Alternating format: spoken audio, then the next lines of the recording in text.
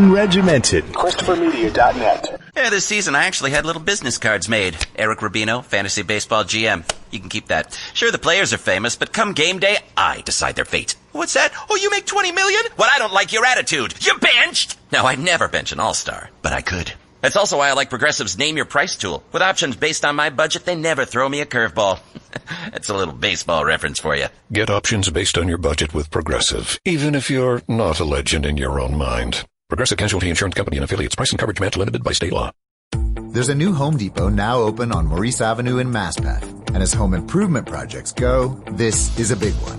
Use the product locator on our app for an in-store map to find what you need fast. And check out our new pickup lockers. They make online shopping a breeze. Of course, one thing's not new, our everyday low prices. The Home Depot, now open near Maurice Avenue and Long Island Expressway in Maspeth, and always open at HomeDepot.com.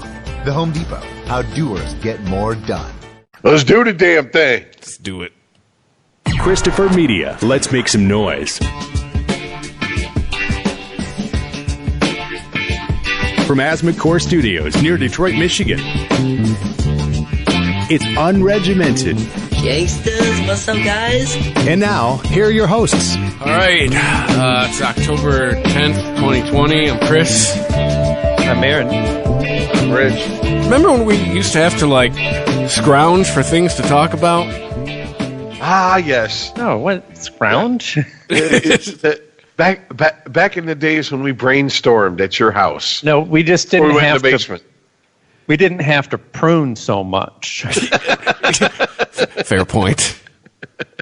Well, I mean, who knew a fly on Mike Pence's head was going to win the debate? You know, that's the clear winner of this debate, according to the memes I've seen. Yeah, I didn't watch it, but when I heard that everyone was talking about a fly landing on Mike Pence, I was like, that must have been one boring ass debate. Yeah. I just thought back to the second episode of the Sopranos, and they're like, "There's any flies on you, Junior? They're paying rent." And I'm just like, "Oh, that fly's there for free because he's full of bullshit." But whatever, you know. Yeah, I didn't watch it either, and I knew there wasn't anything too groundbreaking that happened because the two big stories were you had the fly, and then the faces Kamala Harris was making. That seemed to be the top two stories from the debate. I'm going to say this. That's a little old-fashioned, right? Old school politics. I'm going to say this. Hang'em Harris had the face that every mother has while listening to their child lie. And you're like, what happened? And then she put the mother face on. And then Mike Pence is talking, and she's got that face like, oh, really? Oh, and then what happened next? What happened next? Okay, that's all bullshit, right?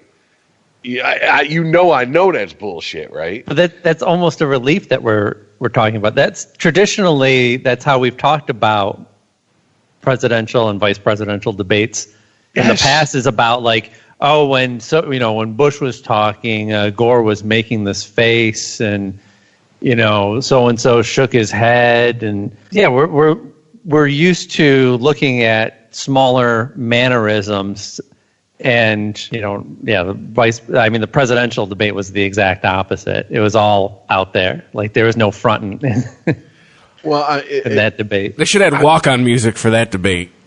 If a fly landed on a candidate in the presidential debate, someone would have to eat it. They'd have to shoot their lizard tongue out and snap it off their face in order to make headlines. You said walk-out music. I'm just picturing, and now, the 45th president of the United States.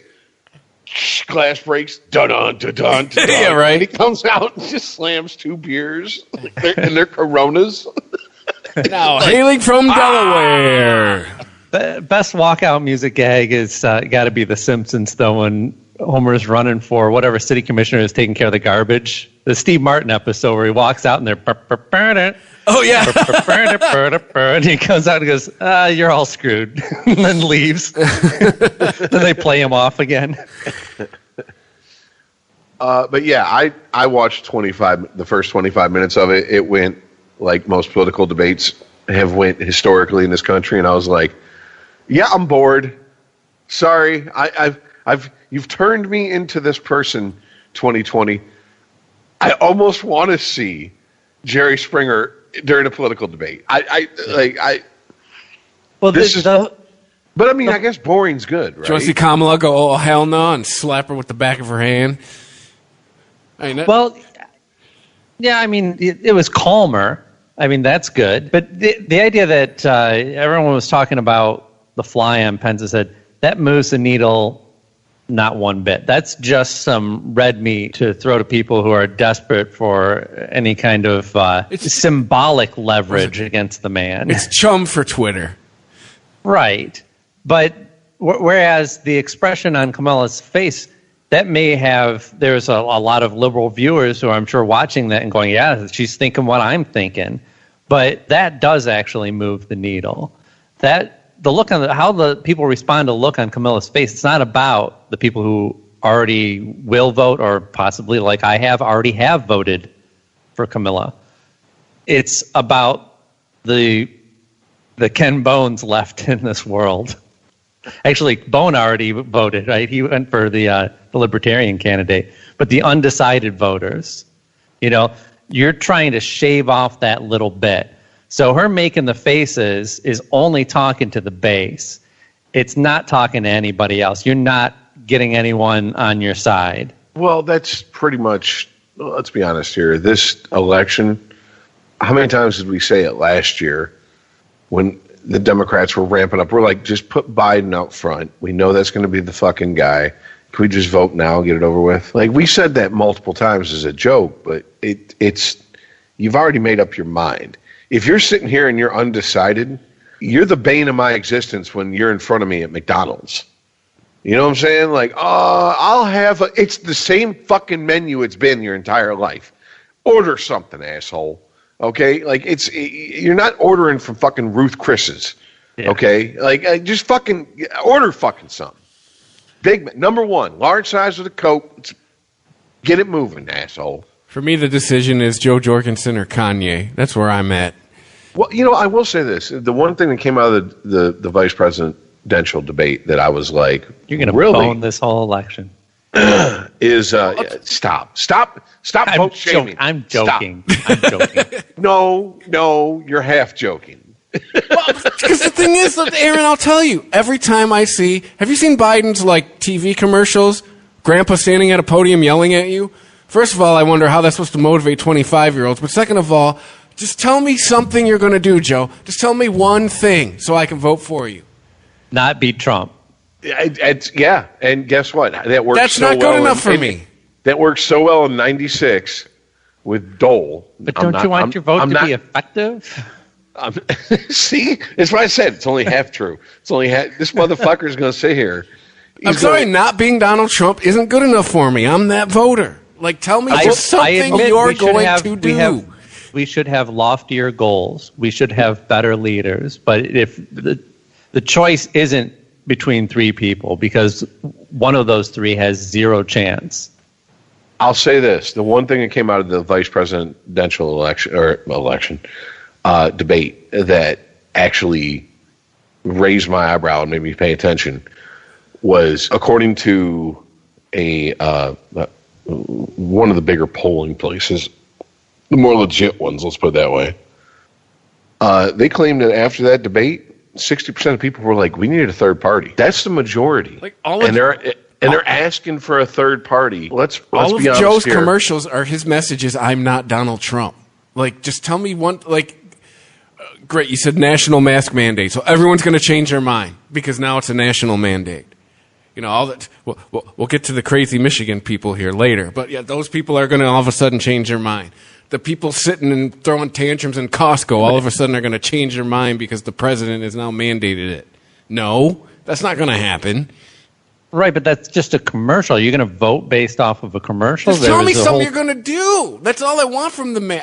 I sat through the convention waiting to hear something he's going to do instead of just it's.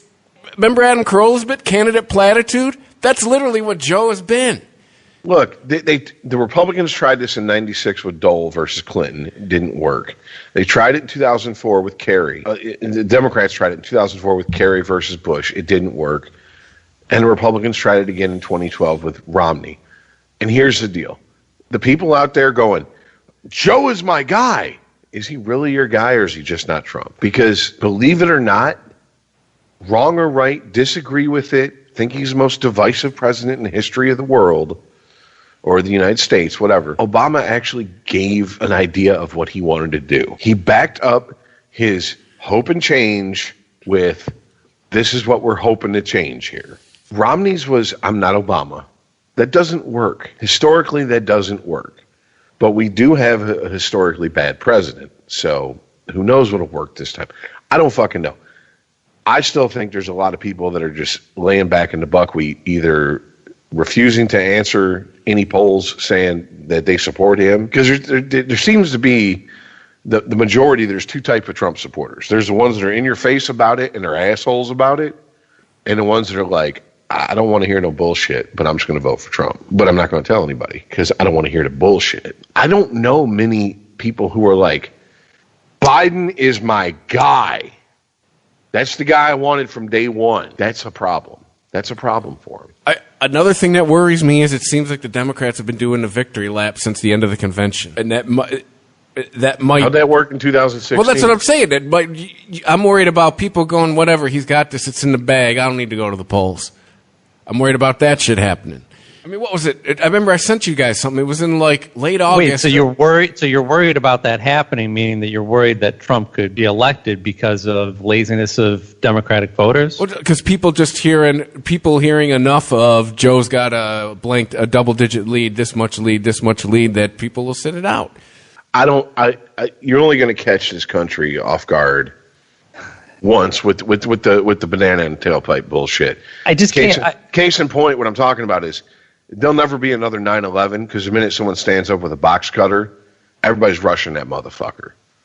It's done. It's over with. You know what I'm saying? They're going to have to find a new way to do it. This is an old way of doing it. I'm not him. I'm not Trump. This is not a proof. This is one of the definitions of insanity. Repeating the same behavior, expecting different results. And then we know this doesn't work. So why are we doing it again? I'm sitting in on the fucking council here. But you know what I'm saying.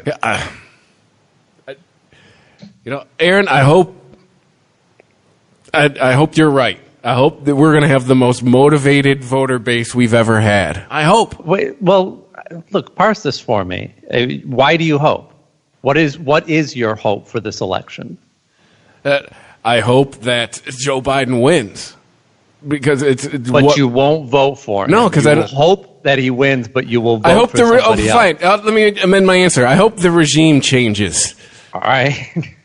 Can I? Okay. But I'm not going to vote with somebody. I have no idea what he's going to do, and I don't agree with half the stances he has taken. Like I told you, look, I was voting for January Joe. Commercials, that's fine. But if you're going to say that you're getting all your information from his commercials and basing your vote off of that, then I don't understand that because there's plenty of other sources of actual information of a platform. A commercial is just to remind you, hey, I'm alive. It's not supposed to be the end-all, be-all for disseminating a platform for a candidate. It's 30 seconds. Then why do them at all? With these two, we need daily commercials to remind us they both are still alive. Because they're effective. Why does Coca-Cola fucking advertise at all? Do you think nobody's heard of fucking Coca-Cola? No, because it gets a message across, right? Yeah, it gets a message across. My concern is they're not really there's no message in the commercials. That is I don't know why that's a bother for you. I can understand it as a criticism, but I don't understand why that would change your vote. Instead of seeking other sources of information, if you're not getting the information from one single source, a campaign ad, there's plenty of other avenues to get that and base a vote off. You need to make a stronger argument than I'm not the other guy. Isn't the issue though that we now have two candidates, one who you either blindly support, Trump, or one who you blindly support because he's not Trump? I mean, like, we had candidates. I am eyes wide open supporting getting Trump out of office, and then we'll talk about what Biden does when he's in office. I'm not going to blindly support Biden as a president. My point is, we had candidates who ran for president, who started at, well, ideally in a perfect world, which is what our politicians will tell us exists, as far as running for president, they all started at zero. we had people like Yang, we had people like Gabbard actually bring ideas forward, and they just weren't sexy enough. I don't know, or people were like, "No, I'm not going to vote for an Asian guy. He's not going to beat Trump." Like, or whatever the fucking. The Dems did their polls, and they found that most of the voters wanted stability and not a swing in the opposite direction to Trump. They just wanted the pendulum to stop for a second. And that's what Joe Biden is. Well, that's the thing, though, is I've said this 100 times. January, Joe, I'm voting for. Once the DNC got Joe in a room, said, "You're our guy, now here's your real agenda," I'm not voting for that, Joe. I will say it is an issue for me that he, just like it's an issue for Trump, they both take their sweet time in condemning people who commit crimes in the name of their campaigns. I don't know any other way to put it. Meaning, these fucking assholes going down there armed to defend property that's not theirs, looking for a fight, and finding these other assholes who are out there rioting and looting who are armed, looking for a fight. Like, how hard is it to go, no, they're all assholes, and they got what they deserved? Pull a Malcolm X. Flat out say, I was raised a country boy, and in the country, when chickens come home to roost, that's never a sad time. You guys fucking want this shit. You stoke these fucking flames of discontent. You stoke the flames of division, and then you want to act like, I'm shocked that there's division. I'm shocked there's violence spawning out of my bullshit. Fuck both of y'all. Well, yeah, because one side's everything's fine and the other side's everything's racist. There has to be something in the middle. There is something in the middle. It's called common sense, and we're lacking it. We're sorely lacking it at this point. We really are. Because we're so desperate to either keep our God Emperor, a.k.a. Trump, in office so we can keep sipping those liberal tears and own the libs and own the cucks and all that bullshit, or we got to get him out. We don't care. Here's our soul. Satan, do with it what you must. We got to get him out. There isn't now. There was an option. We had a chance. And what'd they do? Tulsi's a fucking Russian plant. Yang's Asian. He'll never fucking get elected. Well, says who? Says who are these people that fucking Bernie's too old? And the one thing I will say, once Bernie had a heart attack on the campaign trail, I was kind of like, that's it for Bernie. Like, dude, who you picking as your vice president? I can't throw my support behind you 100% anymore. I was thinking. And on top of that, I'm sorry. Go ahead. I was saying, on top of that, he started fucking bending the knee to this identity politics shit, and it's like, no, I'm not playing that fucking game. I'm not playing that game because it's a no-win situation for everybody. It's a race to the bottom, and I refuse to vote for anyone who plays that game. And yeah, Aaron, this might piss you off. Here's the problem: I see two candidates who are in a fucking dead heat to get us to the fucking bottom, the least common denominator. Why? Why would I vote for either of these idiots? Why would I put my stamp of approval? Why would I put my stamp of approval on a system that props these morons up? Yeah, but I think you're looking at the candidates as a reflection of their loudest and most strident supporters on social media, and they aren't necessarily that. I mean, they might like to stoke that for their own purposes. It's certainly. The candidate can use a lot of little megaphones where one big one doesn't work as well. And it gives them this perception of a grassroots movement. So they use it to their advantage. But that's not the real issues. I mean, the real issues are which one of these presidents is going to handle a pandemic better. I think that should be one of the primary things that you vote on. No, I understand that. But here we go. This country is not. We've proven this was not set up to handle a pandemic, regardless of who's in power. We were so ill prepared for this shit. We were better prepared under Obama. How do we know? What pandemic hit under Obama? Well, You're fucking. You can't prove a negative. Like Well, it's I know, like saying that there's never I know. been any terrorist attacks prevented on U.S. soil since 9/11. We don't know if they're doing their job correctly. They don't happen. Fair enough. I get what you're saying. Well, you can say, what worldwide that didn't get here under Obama? Nothing. There's a reason VFWs are for people who fought in wars versus people who served in peacetime. Do you see what I'm saying? You've proven yourself. You've been to combat. Come in, brother. You're one of and sister. You're one of us. Okay? That's why VFWs, veterans of foreign wars. It's not veterans of peacetime who scratched their ass and fucking, counted fucking rounds into a container somewhere on some base. So what I'm saying, if it wasn't put to the test, you can't sit there and prop. Yes, I know you can't prove a negative, but you can't prop up a fucking. It's never been put to the test. You can't prop it up as. No, we can look at all the data that we can have. We can look at the pandemic response team that was installed under Obama and dismantled under Trump. I mean, just the idea that you actually have a team that's ready to respond to this shows me that you're better prepared. So wait a minute, because this is something I've never heard before, and I'm literally not trying to challenge what you're saying as bullshit. Obama had assembled a pandemic team just in case. Trump came in and disassembled. No, not just in case. H1N1, swine flu, bird flu, all these things. There were reasons why we had put together a pandemic response team.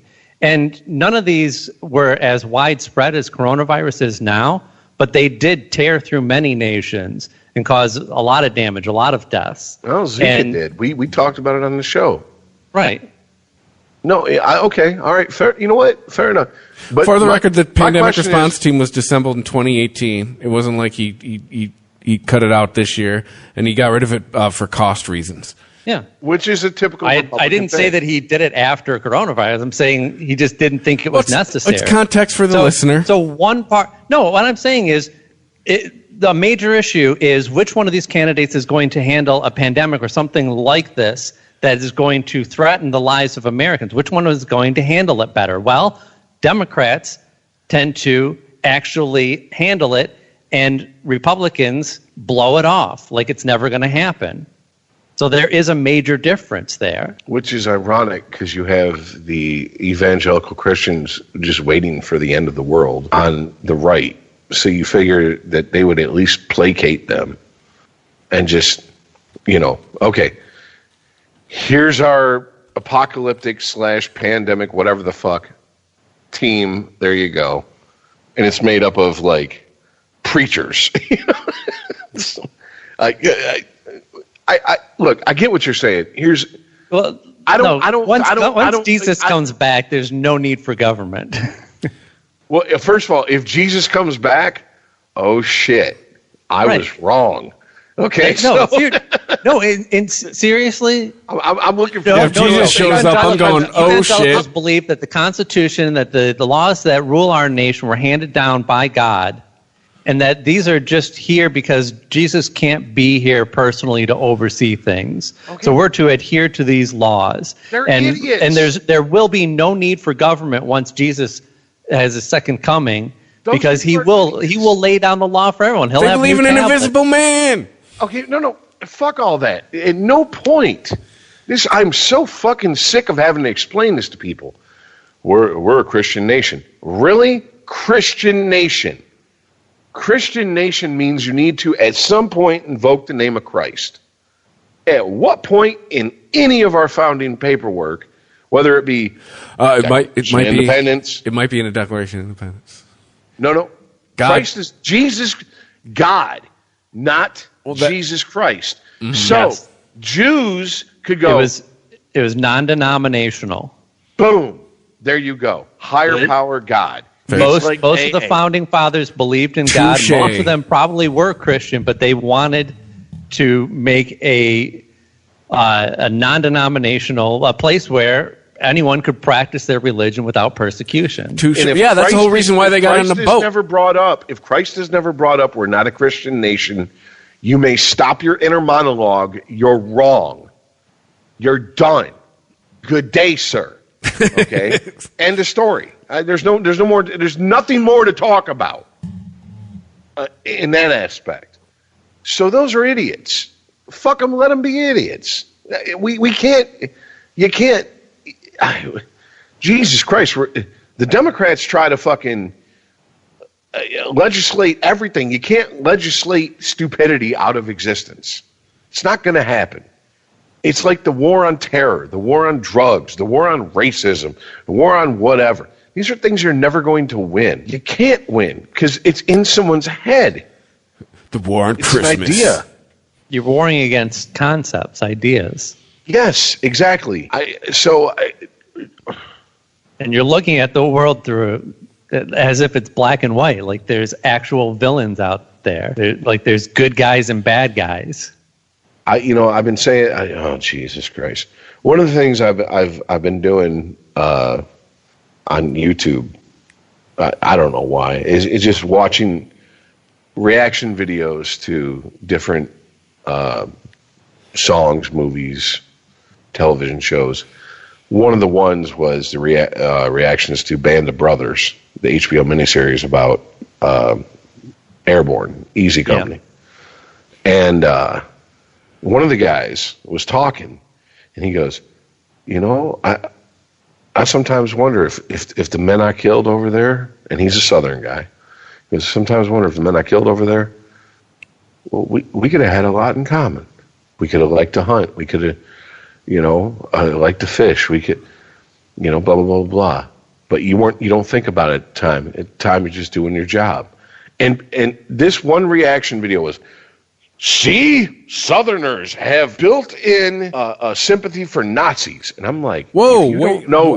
If you don't know the difference between conscripted soldiers in the German army during World War II and Nazis, I'm missing the 25 dots that person is connecting.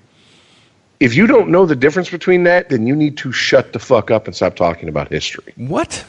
Because you're not qualified. There is a world of difference between a soldier at the barrel of a gun, a citizen at the barrel of a gun being turned into a soldier, and a Nazi. That was made crystal clear, 80 years ago? Why are we now still having this conversation with people who are too dumb to understand that? Yet these are the people that are driving the political conversations.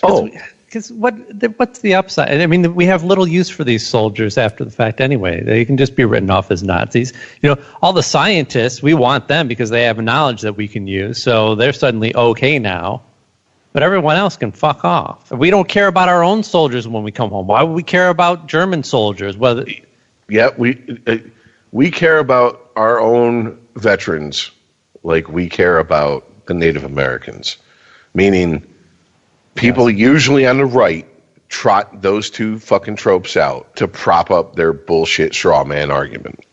And then once they either win or that straw man's burned down to the ground, they quickly forget about both of them. Period. End of story. You think I'm joking? You think I'm joking? Fuck with me. Find out. Go to a fucking VA hospital. See how many volunteers are there. Seriously. All bullshit aside.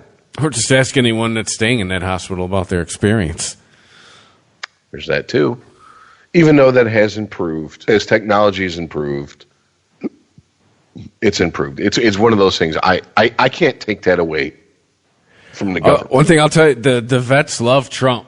Apparently he did some shit with the VA where the vets right now love him. Even through all that, the losers and whatever. I'd like to hear what that is, 'cause I haven't heard of any progress in the VA. This is, okay, the VA is, the military is usually, vastly, that's not strong enough, vastly right-wing. But the people that are left-wing in the military, they learn to pick and choose their battles. Well, they're in the press so they tend to be effective when they do speak up. You know what I'm saying? I mean, because the military is all about the cream of the crop rises to the top, in theory. And that's something that not liberals, because, according to any political scale, I'm a liberal. Maybe classical liberal, if they have to throw a word in front of it. Liberal classic? Not this new liberal formula that's out there? The Venn diagram has moved so far to the left. It's like, no, I can't get down with that. Well, because it's not about equality. It's not about everybody reaching up to get better. It's about, well, these people are historically held down and subjugated, so we need to drag everyone down to where we're all subjugated. And once again, I find it amazing. I laugh my considerable amount of ass off anytime I see any video from anyone who's out in the streets claiming to be either Black Bloc, Antifa, whatever, bitching about government overreach when it comes to their protests and mostly peaceful rioting. And I'm like, this is more government. This is what you people want. By the way, it can be used against you, you simple fucks. Do you not understand that? Your utopia only works if somehow you and like-minded people are sitting at the top of the pyramid. And that ain't going to happen. So get over your fucking bullshit. Deal with the world as it is. Unregimented. ChristopherMedia.net. And now a game of Commercial Chicken, brought to you by Progressive, where we see how long Flo can go without talking about insurance. Ready? Go. So, have you noticed how everyone's grammar is completely awful now? Like, the texting and the LOLs. Whatever happened to punctuation? I mean, drivers who switch to Progressive could save big. Okay, you win. We can't help but save customers money. Progressive Casualty Insurance Company and Affiliates. There's a new Home Depot now open on Maurice Avenue in Maspeth. And as home improvement projects go, this is a big one. Use the product locator on our app for an in-store map to find what you need fast.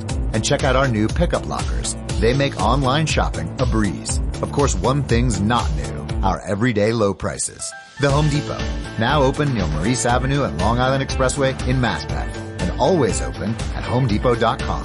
The Home Depot, how doers get more done. Progressive presents an interview with your upstairs neighbor. Hey, it's Rick from upstairs. Yeah, I take it seriously. When I play R&B at 1 in the morning, that's me saying, hey, I'm here for you. And I enjoy repetitive bass lines. I only use expired batteries in my smoke detectors. Nice, right? Yeah, upstairs neighbors help people forget their troubles. Give them something else to focus on. Ooh, want to see how high I can jump? Progressive can't save you from your upstairs neighbor. No, wait, let me try again. But we can save you money when you bundle renters and auto insurance with us. Progressive Casualty Insurance Company, Affiliates, and other insurers. Bundle discount not available in all states or situations.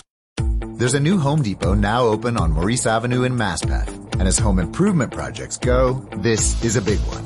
Use the product locator on our app for an in-store map to find what you need fast. And check out our new pickup lockers. They make online shopping a breeze. Of course, one thing's not new, our everyday low prices. The Home Depot, now open near Maurice Avenue and Long Island Expressway in Maspeth. And always open at HomeDepot.com. The Home Depot, how doers get more done. ChristopherMedia.net. Unregimented.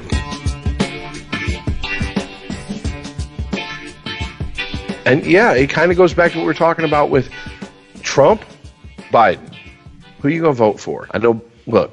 My nuts. I know both. I've known Chris, I've known you 20 plus years. Aaron, known you 6 years. I think you're both going to probably hold your fucking noses and vote for Biden. I already did. There you go. I sent my ballot in. Boom. Headshot. There's no question. I can't say I've been complaining about Trump for the last 4 years. I have to vote for the candidate most likely to unseat him. I don't think that there's any candidate that's ever been more dangerous to the democracy in the U.S. See, and that's where you and I, we eventually we'll get back to the, that's where our road parts.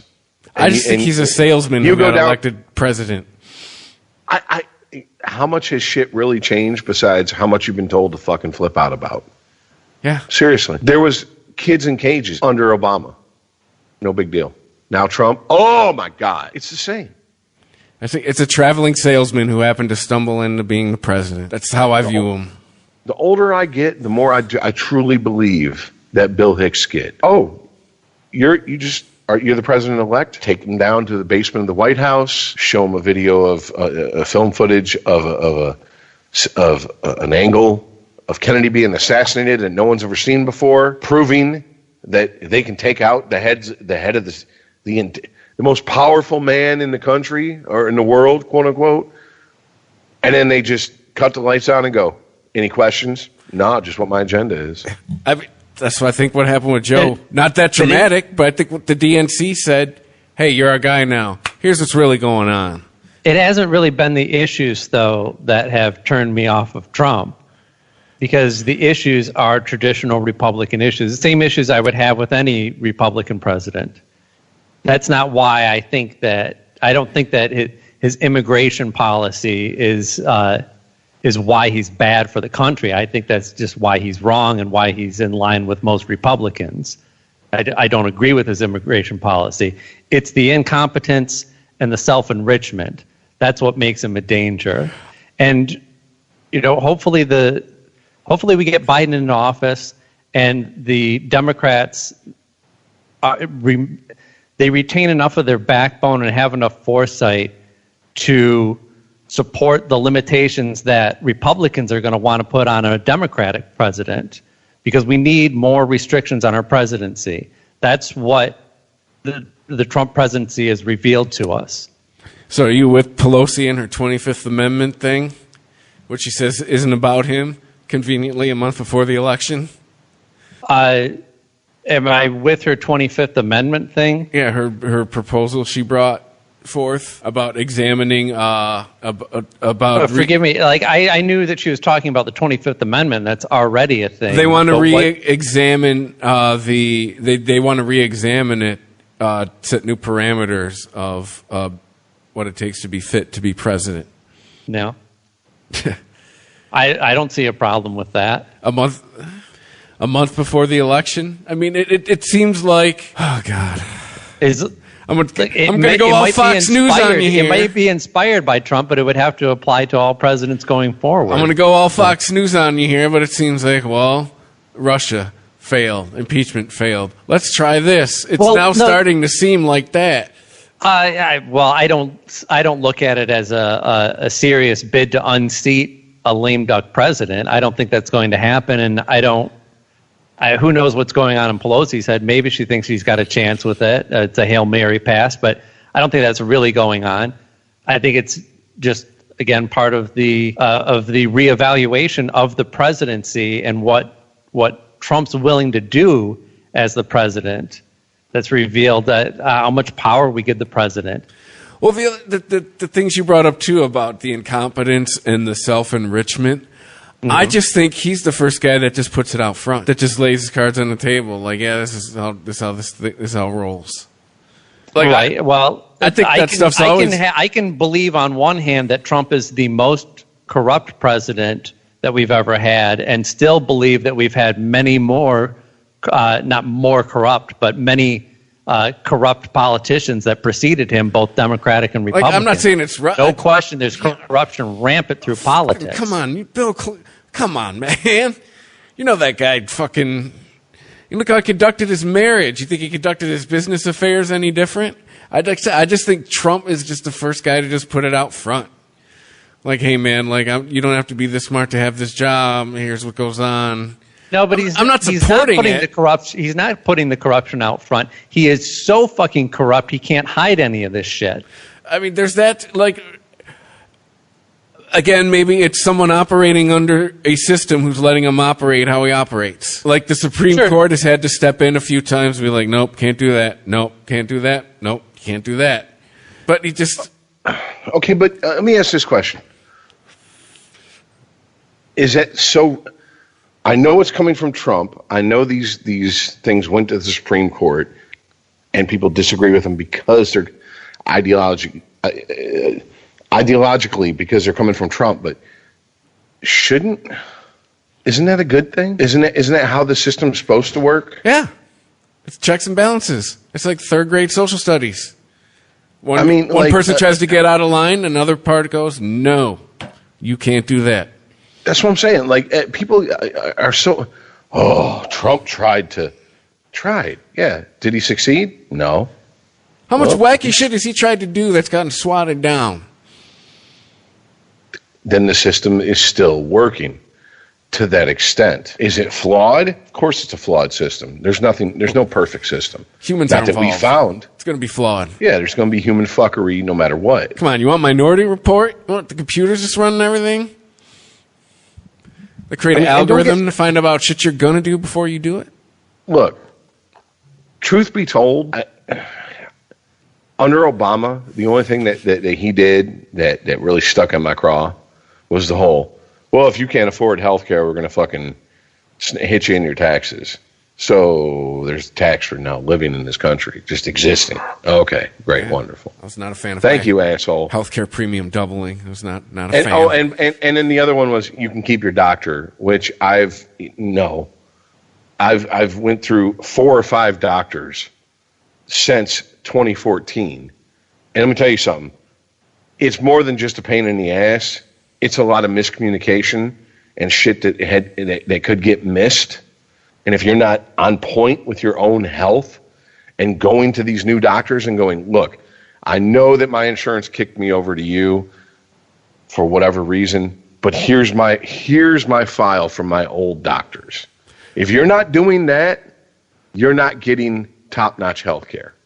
Period. End of story. Just as someone who's had a job for, most of his adult life, adding layers to things never really makes things easier. My beef with Obama and healthcare, I mean, I would have supported, I would still support a single payer system, but we didn't get that. And he was willing to take half measures and claim it as a win. And he was totally half-stepping. And there's no half measures in this. Like, we either have to have one system or another. We don't have we can't have a transitional phase. Well, it's never going to transition. The fact that the exact plan he put forward was the plan that Massachusetts had under Romney and was known as Romney Care and was seen as a right-wing way to line the pockets of insurance companies, but yet turned into socialism when Obama did it. It shows you if you hear those keywords in that conversation, shows you who you're dealing with. You're dealing with morons. Yeah. People who don't understand nuance. And yes, it's not black and white, folks. Fuck 50 Shades of Gray. There's a million shades of gray, and we all exist in it every day. Is that the sequel? It's Dakota Johnson. Just saying. That one? Well, what about Trump and coronavirus? So he had an event today where, I mean, he was outside and quite a distance away from his new super spreader event. Right. By the way, super spreader event. Stop. Just stop. Did you guys hear that reporter that, Mr. President, are you a super spreader? I thought, what is he going to say to that one? He should have kept walking. I was waiting for the reporter to be like, or someone to go, are you more than 7 inches? Yeah, right. Right. What does he say? Are you a super spreader? Well, I do tend to spread my legs out when I sit, if that's what you're talking about. It's like, yeah, congratulations. You're going to be on all the news clips for the next 3 days. Good job, reporter. I always take up 2 seats on Air Force One. Yeah, and I always spread my legs out. I don't like my balls touching my legs, so I always spread out. They get sweaty. Yeah. I'm not. I said this in the pre-show chat. I'm not. Yes, I think he had it.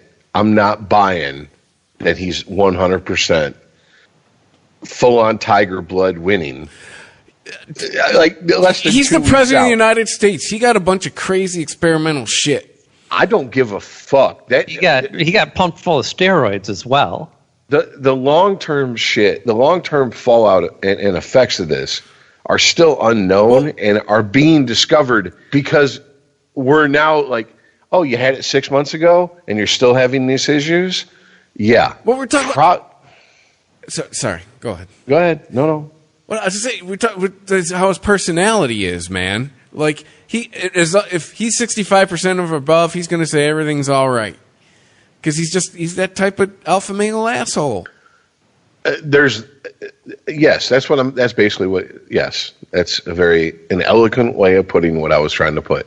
I don't buy it. I don't buy he's 100%. I don't buy he'll. No way. And I believe that he's probably doing more damage to his body by having himself pumped full of steroids and drugs to just make himself presentable. Well, I mean, look, if that's the case, well, then bye-bye. You heard what he said to Bob Woodward, How you doing, Biden? How you doing, Biden? Or not Biden. How you doing, Pence? You heard what he said to Bob Woodward, so you know where his head's at, right? When he said, I didn't want to jump around and scream and freak out. I wanted to keep a cool head. I mean, that right there tells you how the guy's wired.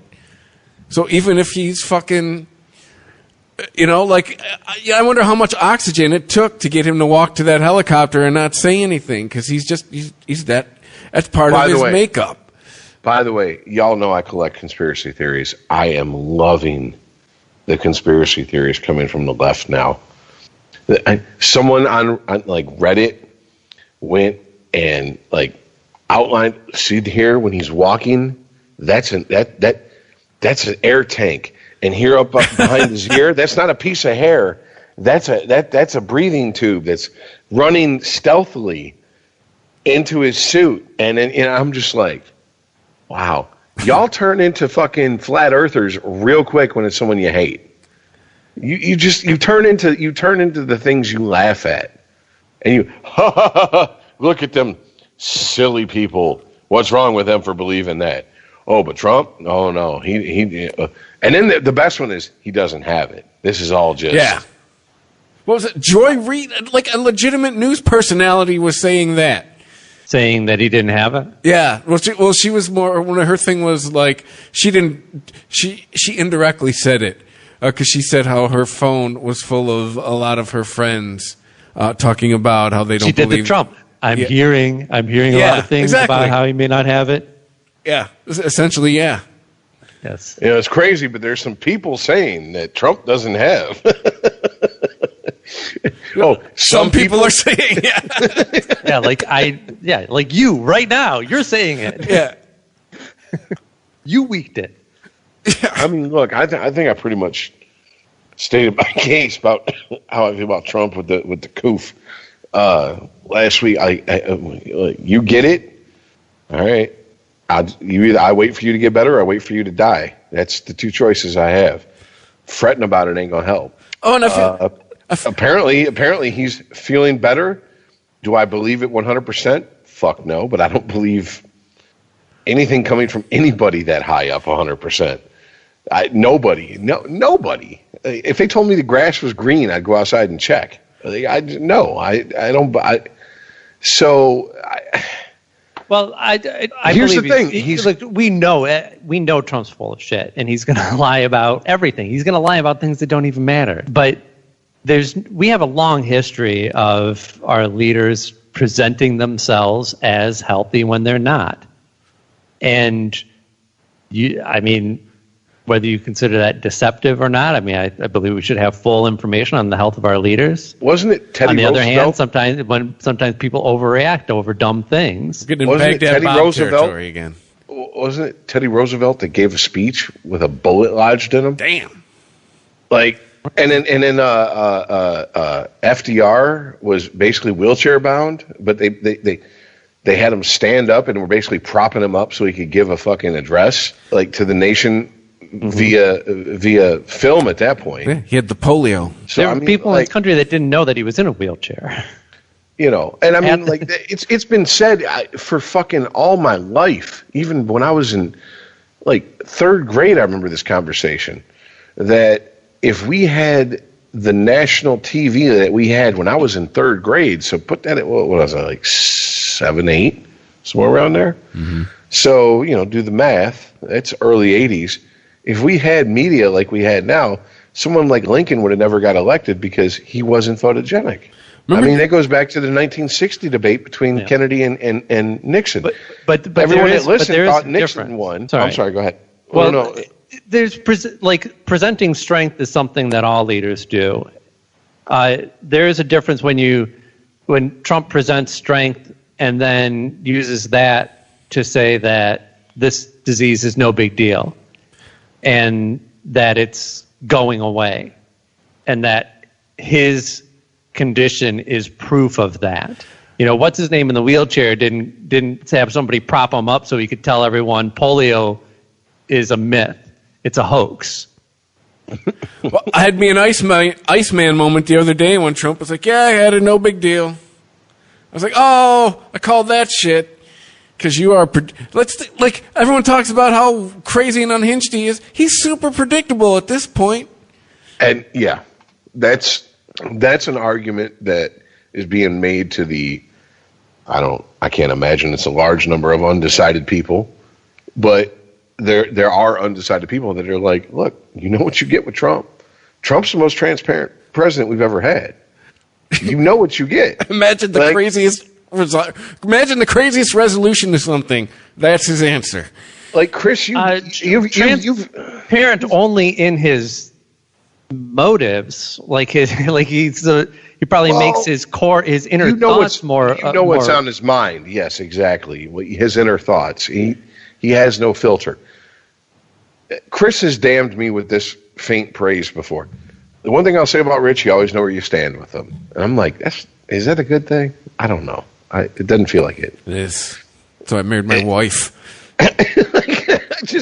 I know, but like, I feel like it's a backhanded compliment. You know what I'm saying? Like, no, in my world, it's a high compliment. You always know where you stand with Trump. I mean, like, look, Trump ain't gonna do anything crazy. He's not gonna disavow evangelicals because he's gonna come out and start supporting like late-term abortion, partial birth abortion, shit like that. But you know what you're gonna get with Trump. When they stick a mic in his face, I can almost tell you what he's gonna say. It's a bunch of word salad bullshit, and he's gonna repeat himself 5-6 times, and that's about it. That's what you get. That's Trump. That's what Trump has always been. This is nothing new, folks. I never watched The Apprentice, but apparently a lot of people did. That's what you get. You get that. And now you're upset about it? The fuck is wrong with you? Didn't you watch the show? Do you remember when he was making fun of Rosie O'Donnell for like 2 years? Yes, he's petty. He is so petty. He sued Bill Maher because Bill Maher said his parents were orangutans. He does kind of look like Dr. Zayas. I'm just saying. Has no one on his team went, dude, you look orange? No one on his team in like 20 years has went like, you look fucking orange. I mean, because... if anyone did, they weren't on his team anymore. Anymore, exactly, exactly. And that's another thing. I'm glad you brought that up. You hired a businessman to run the country. And I fell into this trap at first. I totally admit it now. But I get it now. Back when I didn't get it, I was like, well, he's hiring and firing people at a fucking, like he changes underwear. Because that's what business people do. What can you do for me right now? Oh, nothing? And there's someone here that can do 0.2% more for me than you? Later for you. High 0.2% person. That's what business people do. You hired a businessman to run the country, and then you want to act shocked when he acts like a businessman? Stop bringing money into your company. There's Are you telling me it's supporters? Because the people who voted for him were shocked by this? When he first got in office, remember, people are shocked are the ones who didn't vote for him. We've talked about it, dude. We've talked about it on the show about how his cabinet, his people around him, nothing seems stable. That's what businessmen do. I mean, not good businessmen, but that's what they create, a culture of paranoia and, oh my God, I could be cut at any second for any reason. I better be on my game 100%. And if from a strictly pragmatic point of view, if you're looking solely at results, there's a school of thought that'll say, yeah, that's how you run shit. So, but that was we talked about it, dude. We were like, wow, Scaramucci, Chris, you went and fucking took Scaramouche from fucking the Queen song, and you were like, that motherfucker got hired and fired so quick, I didn't even get a chance to use it. He's at 1 week. That was it. Literally, you said that on the show. So we've done it, man. Come on now. Wait, I don't follow you, Rich. I'm sorry. I'm really trying to. What are we doing? What we're doing is this country, not the majority of it, because of the nature of the 2016 vote, but enough to get him elected, said we want a businessman to run this country. And then he goes in and starts running it like a fucking business with all the, back alley deals and bullshit and shadiness and what have you done for me lately? Basically, it's the mafia. You're only as good as your last fucking envelope. And if it's light, here's your one strike policy applies. There's your one strike. Don't do it again. That's a real minority of people who voted for Trump and regret their decision. Hopefully, that minority is big enough to move the needle the other way, but that's not the majority of Trump supporters. Oh, God. No. Trump supporters are supporting him no matter what he does. They always have an excuse for everything. Well, but you have to understand, and this is what we need to get across, is that there's a lump of Trump supporters, no matter what he does, they're going to vote for him, and there's a lump of Trump haters, no matter what he does, they're going to vote against him, and they offset each other. It's the middle that you need to win. Yeah. And here's what I'm like, who's in the middle at this point? And sadly, what I'm seeing is, exactly. What I'm seeing is the people that are in the middle are going, neither of these two propped up candidates. This is ridiculous. If there is a historically low voter turnout this election, where no matter how you slice it, statistically trying to get shit going in your favor, and how you want to spin the statistics, the majority of this country didn't vote. That means it's time, I don't know if the majority has ever voted. Majority of voting age adults. I don't think it's ever. I don't think that's ever happened. And if I'm wrong, I'm happy to be wrong. Here's my problem. I'm sad to be wrong because we should have done something before now.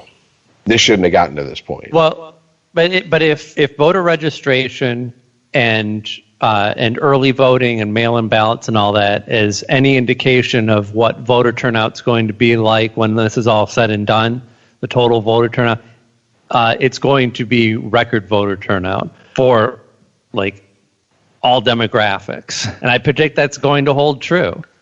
Do I hope Trump gets his walking papers? Yep. Absolutely hope. Absolutely hope so. Do I feel it's going to happen? No. You seem to feel differently, and you're giving me stats to back it up. Historic amounts of people are registering to vote. Young people are going to. Okay, well, I'm just going to say, young people have let this country down all my life. I'm supposed to believe in them now. Show me something real. Prove it. Go out to the polls this time. Actually vote.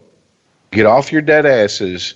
Get off your fucking iPhones, get off your fucking Androids, and go vote. And you ain't even got to do that. You can just fucking State of Michigan, you can just request a ballot and vote from home. And you can track that motherfucker to the point where it is counted. Yep. I'm voting in person. I go to the grocery store. My polling place ain't that crowded. What am I fucking worried about? I'll stand 6 feet away from the person in front of me. You don't know. Your voting place may not in the past have been too crowded, but you don't know how crowded it's going to be this year. Stand 6 feet away with a mask on from the person in front of me. Chris, you don't hate people. You don't. Or else you'd be like, and fuck it, I don't care. I don't need an excuse not to go stand around other people. Just let me vote now and get it the fuck over with and not be around people. I hate people. My problem right now is I don't trust the mail. I've done a show with you guys for 6 years. I could barely stand both of y'all. You know what I'm saying? Like I masturbate and I come in anger that I have to touch myself. I don't even like myself, let alone other people. Why would I want to go stand around other people? Even though I will say this, 2018, when the top 5 most beautiful women I've ever seen in person was at the polling place, and I was just like, she was like 3 people ahead of me, and I was like, this makes the wait that much better. Well, see, that's okay. Like, she was absolutely beautiful. Like, I'm not a fan of people. Whoa. That's a good idea. Can we get the Hawaiian Tropic girls in the polling places? No, she wasn't that. That's the beauty of it. But she was just beautiful. Can I get a Hawaiian Tropic girl to register me instead of some 85-year-old woman who's going to be dead by the next election? Hey, dickheads, stop turning my fucking good moment at the polls into I want to go see a Hooters girl. Okay, like, it wasn't that. was just like, this is okay. All right, I can come out. I can get used to this. See, I'm not trying to shit on your moment, Rich. I'm just saying if we're going to take this idea to the next level, we've got to appeal to the lowest common denominator, and we need some Hooters girls at the poll place. Trump's got us poll watchers. Let's have some poll dancers. Dude, all right? No bullshit. No bullshit. Guys, there is a fucking video a friend of mine posted on my Facebook fucking wall.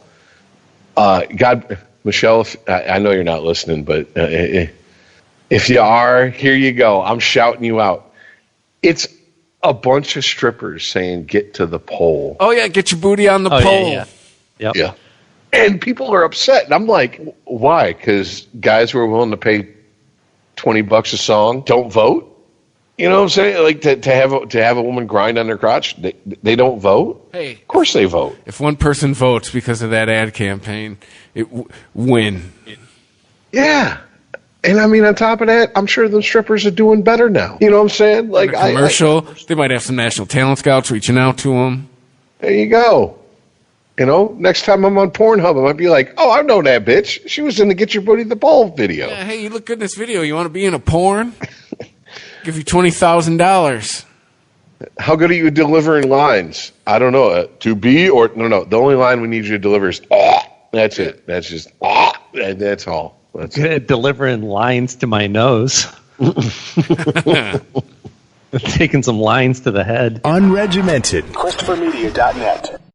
There's a new Home Depot now open on Maurice Avenue in Maspeth. And as home improvement projects go, this is a big one. Use the product locator on our app for an in-store map to find what you need fast. And check out our new pickup lockers. They make online shopping a breeze. Of course, one thing's not new, our everyday low prices. The Home Depot, now open near Maurice Avenue and Long Island Expressway in Maspeth, and always open at HomeDepot.com. The Home Depot, how doers get more done. At Jewelers Mutual, we're a little obsessed with jewelry. Obsessed like auctioneers with talking fast. 50, we're gonna fit pop stars with auto-tune. And dentists with asking questions. So, how did he propose? After they've put their hands in your mouth. Great. Yes, we've made jewelry our obsession for over 100 years. We love it so much we named our kids Ruby, Amber, and Opal. Venti soy latte for Opal? At Jewelers Mutual, we insure jewelry and only jewelry, which is why people who are also obsessed with jewelry trust us with theirs.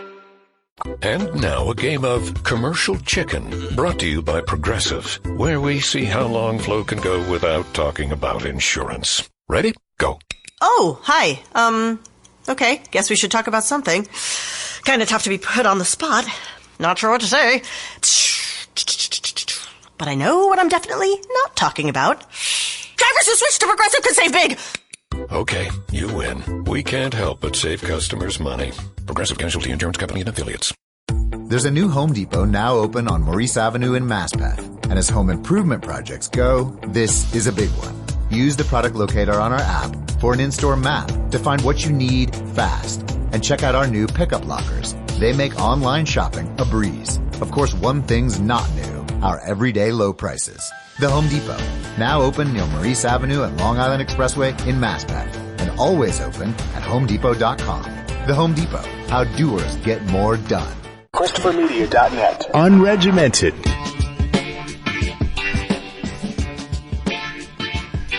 All right, well, whatever.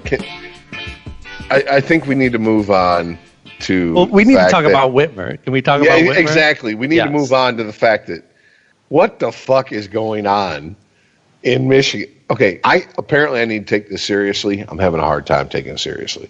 Like, this is, if you've ever seen the movie Celtic Pride, this is Celtic Pride mixed with Boondocks. I can't take that. Like, they were going to kidnap her, take her out of state, and then question mark. Step 4, profit. Yeah. Yeah. But they were going to hold a trial out of state, and I'm like, this is so confusing. This is kind of like when the trial in Batman or Dark Knight Rises happened, and it was like Scarecrow was up there holding court, and it was like, who the fuck fucking thinks this is real?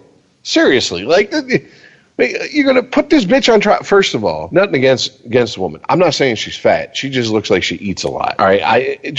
Certain people eat a lot, and they could be, a healthy weight, whatever, and she's a little chunky, but whatever. I'd squeeze off to them Whitmer? titties. Yeah. You and I have different definitions of chunky. I always look at her and I'm like, that bitch needs to eat a sandwich. Whitmer? Yeah. Dude. When she's in a one-piece dress, that belly, that looks like she got a fucking tumor in her stomach, dude. Seriously, like there's a lump there. Anyways, whatever. Okay. Well, Chris, we already know how you feel about about large women, so we'll just leave that as it is. My point is like, who the fuck wants to kidnap this bitch and then deal with her? That's what the voice. It would definitely, the mouth would be duct tape. Like, oh God, like. First of all, I don't think she'd be that upset. She'd be like, "You gonna kidnap me? Cool. You got beer and wings? Let's do this." I think she'd be sitting there going like, "How do you think this is gonna play out, you assholes?" No, but here's the thing. Like you're saying it like that. I'm saying it like this. She's one of them, dude. She was on national TV with a poster that was framed of herself behind her. Big Gretch. She's a meathead. She's a fucking. She is a dude. She is a Michigander. Dude. Yeah. Yeah. She's gonna be like, "You got some wings? You got some venison jerky? Oh shit, we can do this all day. Fuck it. I've been looking to get away from my fucking cuck of a husband. Like seriously, like just that bitch went up north. She declared the whole state of Michigan down south basically a dumpster fire, and then went up north to where she didn't have to fucking pay attention to any of that bullshit. And it was like, there you go. She's a dude. She has a guy mentality. You would kidnap her and she'd be like, and the fuck's this going to do? You better fucking kill me. You know what I'm saying? Like, yeah, like just, it is what it is. What are you going to do? You don't think I have a lieutenant governor somewhere around? Get the fuck out of here. What the fuck are you trying to accomplish? Two. Yeah, and like the rest of the supporting government around the Michigan governor would just fall apart because she's not there. Exactly. We got the linchpin. They would all pick up stakes and go, "Oh, I guess we got to go home now." Exactly. State of Michigan just closes up shop because she's gone. And like you were saying, like, hey, assholes, like the entire Michigan State Police aren't going to be looking for me in a few hours. Well, they were going to blow up the bridge to give themselves some time. Which bridge? Well, that was you know what? Were they into the UP? No. They were looking at a local bridge in her home up north. What they were looking to do, this is how I'm like, okay, maybe this shit was kind of serious, is they were looking to distract the police and get them all to an area as far away from her house. It's the Boyd Crowder method. Have you seen Justified? That's how he would rob a bank. He would blow up a car down the street. Yep. And then, boom, go get her and snatch her. And here's the thing, okay? And this, all I could think of is Justified here in this. Like, this is the fucking Crowders all over. See, I never watched Justified. All I could think was Boondocks. All I could think was Boondocks. Yeah, the Bill Cosby. Like, we're here to grab Oprah. And there's Bill Cosby, pull your pants up, and they kidnap him, and then 5 seconds later, put him back. They're like, that's just too annoying. I can't put up with that. See, I thought of the heist in Bottle Rocket. Yeah. Yeah, just that one guy that goes, I fucked up. I don't know, man. Dude, this shit could be made into a fucking comedy in 20 years from now. Like, seriously, it could be made into like a bumbling like comedy with like... But these guys were trying. They thought that this was going to be a serious, documentary drama in the future. I'm sure. What was the plan? Has there been details leaked about a plan? I don't know what comes after a trial. Like, let's say you get to the point of getting the governor out of the state and putting her on trial, and yeah, she convict her of what? I can't even imagine. And then once she's what convicted, next. What's next? And I mean, like, even if it went so dark as like, I'm gonna rape you, bitch, she'd look at him and go, I'll fuck you in half. Please bring that baby inchworm my way. Give me that 2.5 inch fucking killer you got. You have quite the I'll inflated fuck you image of in Gretchen half. Whitmer. Like, I'll show you why they called me Stretching Gretchen. Like that bitch. That bitch is fucking. That bitch is. Look. I don't want to fucking. I don't know if I'll vote for her again. I did vote for her in 2018, but I'll tell you this: that's a bitch. That's a bottom bitch. That's a soldier. I'll take that bitch in my crew any day, because that bitch has probably got a couple. She's probably bodied a few motherfuckers, and I mean motherfuckers. I mean guys in her time. I can picture her knocking a dude out. And you know what? Go ahead, Sigourney Weaver. I ain't mad at you. You know what I'm saying? Do your thing. Why would I? Like, and here's the thing, like all these big bushy beard motherfuckers think they're going to, Aaron, you said it earlier, they think they're going to be played by Ethan Hawke. First of all, Ethan Hawke can't grow a beard that thick. Second of all, like, it just, like, come on, man. Ethan Hawke's too sensitive for that. Like, even when he played an FBI agent in Lord of War, he played my moral compass points true north FBI agent. He wasn't corruptible. He's not going to play a right-wing militia guy. The fuck out of here! Come on, man. Well, Carl Urban. But Carl every Urban villain could play him. Every villain is the hero of their own story. You know, he was the militia guys are the ones that are willing to push against the system. So, like fucking Training Day, Ethan Hawke. That's their Ethan Hawke. Well, that's the beauty of this. Because that's how they see themselves. Everyone's saying like, "Oh, these right-wing extremists." Okay, mate, yeah, but how are they any different than the black nationalists who wanted to fucking basically car bomb the fucking governor of Arizona when he wouldn't recognize Martin Luther King Day? Well, I think. Why are they left-wing extremists? They're just extremists. Well, yeah, they're crazy people. I believe one of these guys called Trump a tyrant, so I think they would just be regular extremists. They're anti-government. Yeah. So I mean. Again, I don't know how you be anti-government and then expect to set up your own government to put a sitting governor on trial. Yeah, didn't we go through this with CHOP or Chaz or whatever it was? Like you can't. Okay, we secede from the country and fuck the government. Now let's establish our government. What? Wait, what? Yeah. Wait, no, it doesn't work that way. Either be a full anarchist or stop it. Cut it out. Cut it out, anarchist. Honestly, I know, I'm sure there's a lot of people that are freaked out about a story like this, and we're talking about serious shit, right? There are guys who are actually putting together a plan to, their plan wasn't to cause anyone harm. It was to mete out justice the way they see fit, however misguided that may be. But certainly if they were able to enact their plan, there probably would be many people harmed.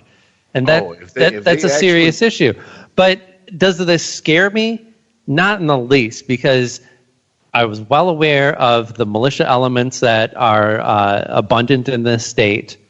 And, it was kind of freaky hearing about how they were how seriously they were taking themselves, but the FBI was on top of it. They didn't get, as soon as they enacted their plan, it was when it went from bullshitting in a basement room to making the drive to purchase explosives, the FBI said, that's it, we're pulling the ripcord on this shit. Taking pictures of, the bridge they wanted to plant the explosives under. Yeah, exactly.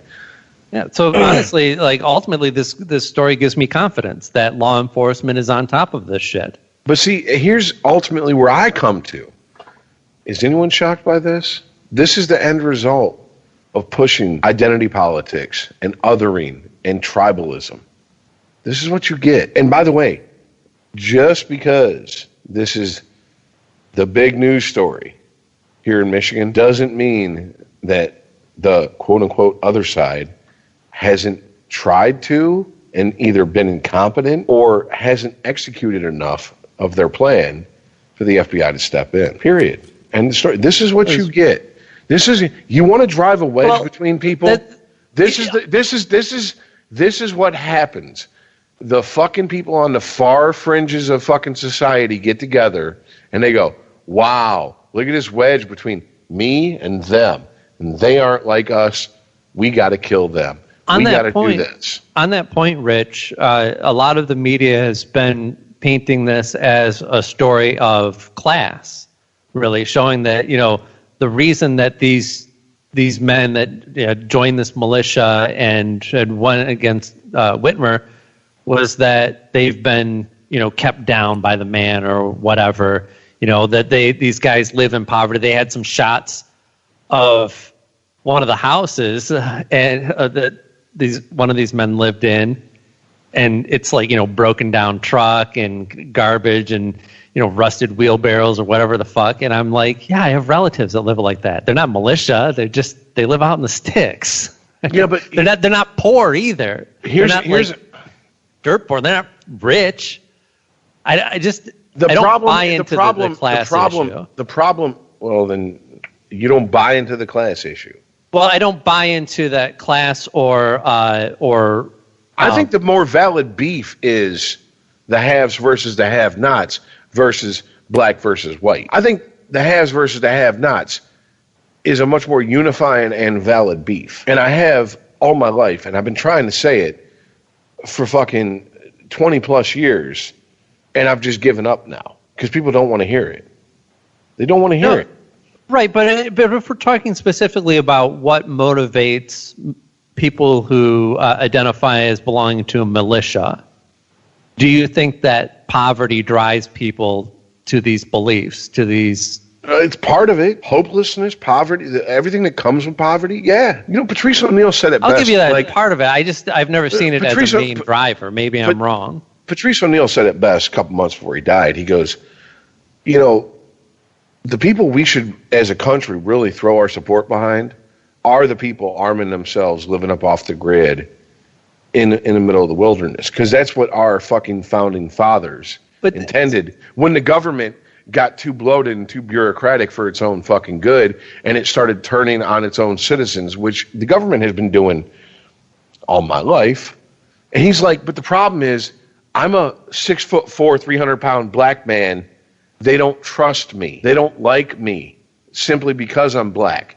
The truth is, you take race out of the equation, you start putting haves, have-nots, the growing divide between the haves and the have-nots. From a moral standpoint alone, how can you argue with that? They have a valid fucking beef. And yes, anarchists are all flavors of anarchist. You do not have to be left or right to be an anarchist. I see these militia members in Michigan as my people, honestly. These are people who came up from the South. These are hillbillies that came north for manufacturing jobs. And, so certainly there's an element of there's a wealth divide in that.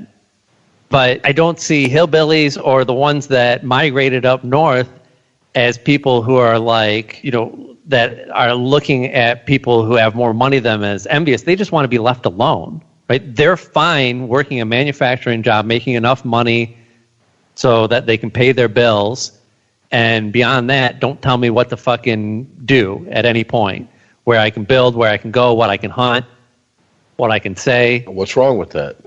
There's nothing wrong with that. But these, like I'm saying, these are my people. But these are my people with bad or low information, who have don't have a full understanding of how the system works.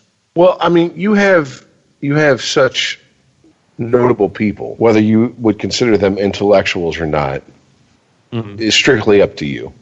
But you have people like Michael Moore, Spike Lee, bringing up the fact that they see on the horizon, unless a drastic change happens, they see a civil war coming. And here, we've never not fought a civil war in this country.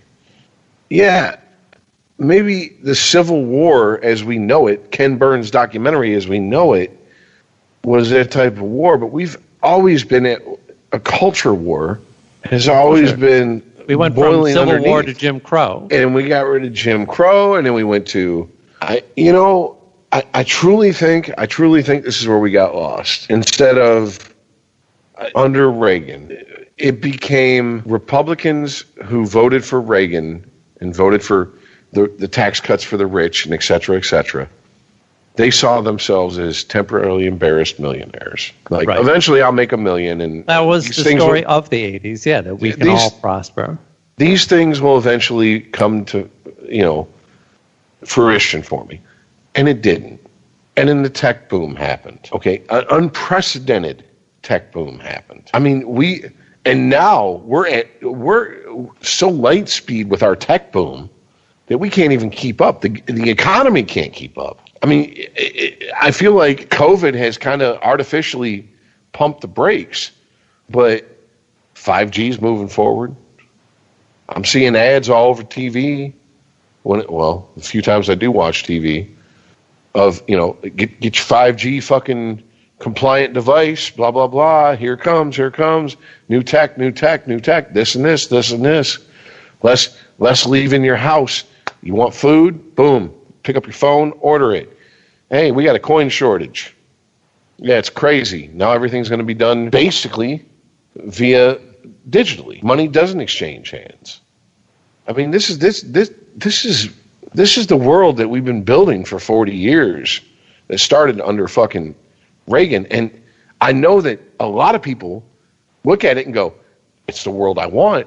It's not the world I want. I still want the option of opting out, of not having to have a bank account, not having to have a Venmo account. I still want that option. Whether I take it or not it's irrelevant. I want choice, and I know I'm not the only one. But here's the thing: you have choice, so does everyone else. If the majority chooses something else that you're not choosing, that just means that you're left out. Well, then so be it. Then I'm like I've been most of my life. From my music taste to my taste in humor. I'm fine with that. I don't need everyone else to bend their knee to my will. But I'm being told, if you don't bend your knee, well, you're kind of problematic. No, not really. It's not problematic. It's just that everybody else is going in a different direction. And believe me, I have come to understand how soft life is once you can get into I can pay for everything via smartphone, app, website. Like, when there's not cold, hard cash exchanging hands, it's something about it. It's so soft. And I mean soft in the sense of like, whatever. I never had it in my pocket, so it's not really mine. But you know what I'm saying? Like, whereas if I have $100 in my pocket, I have $100 in my fucking pocket. But I think the attitude that you're describing applies to these militia types as well, and that's why I consider them. I agree with you on all the divisions on race and politics and money, and how that's driving a wedge between people in this country and putting everyone into factions. That's all an issue. I'm agreeing with you on all of that.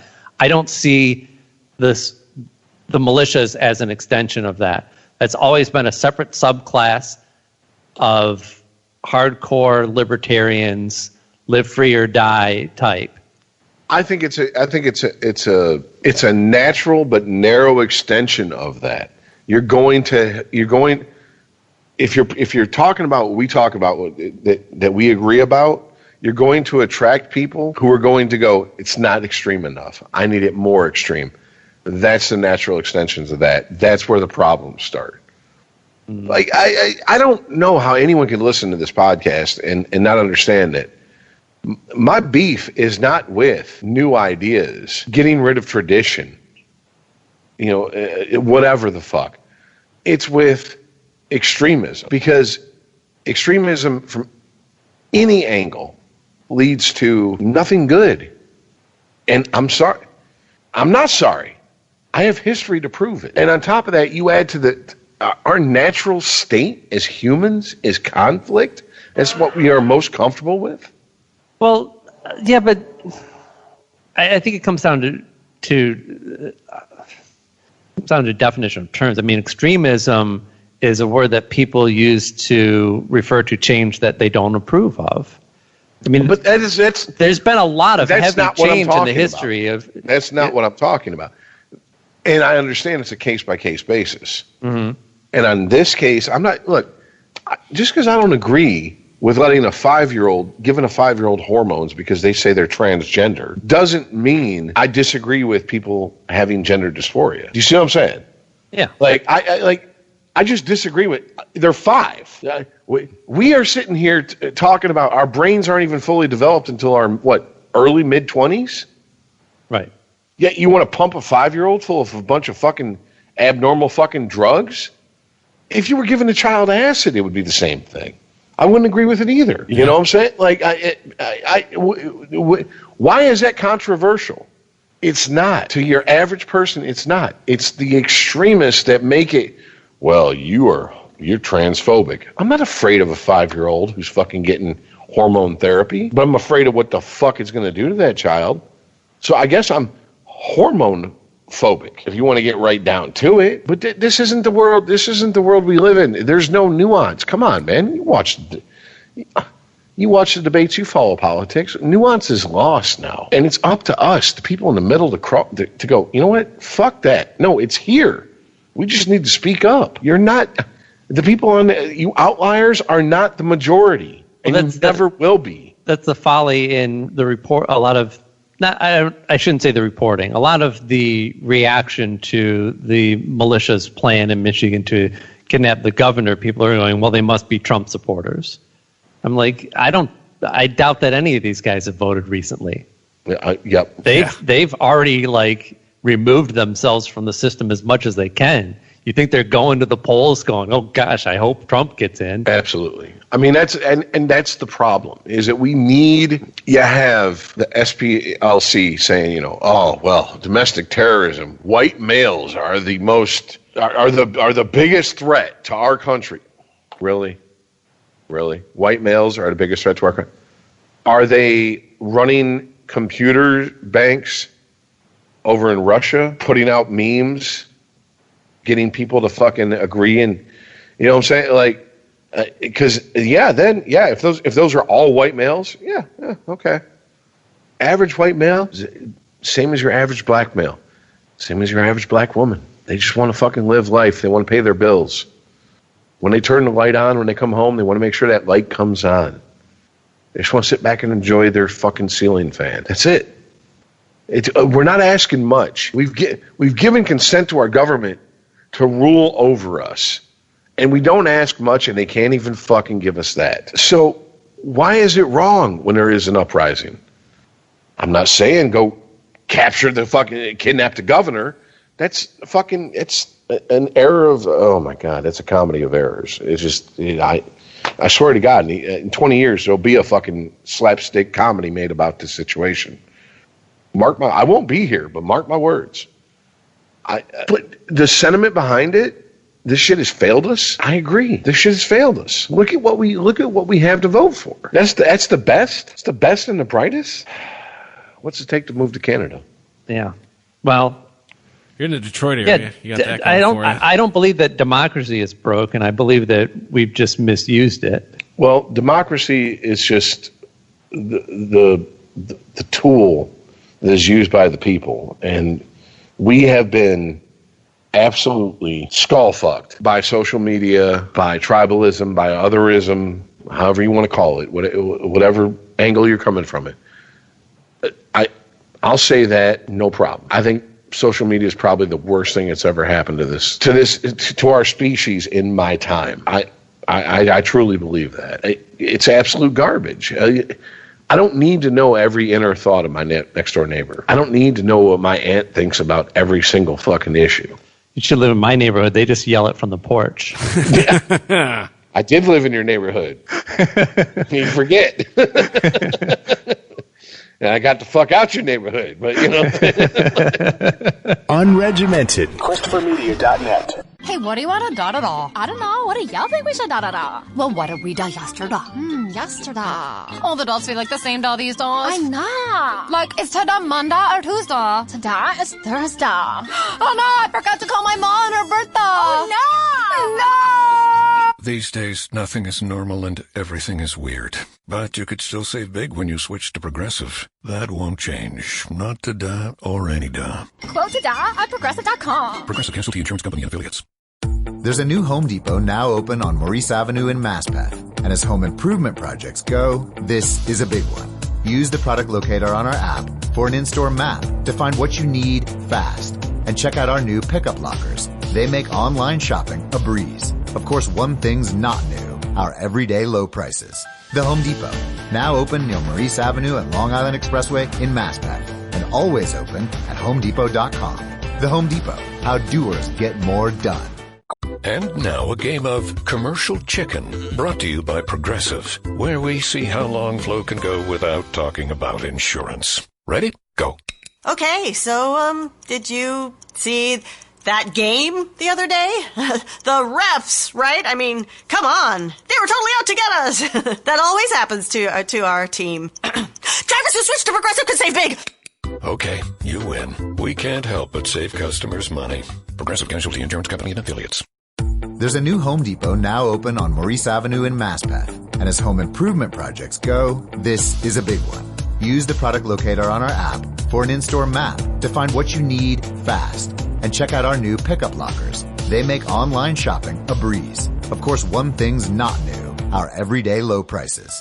The Home Depot, now open near Maurice Avenue and Long Island Expressway in Maspeth, and always open at homedepot.com. The Home Depot, how doers get more done. ChristopherMedia.net. Unregimented.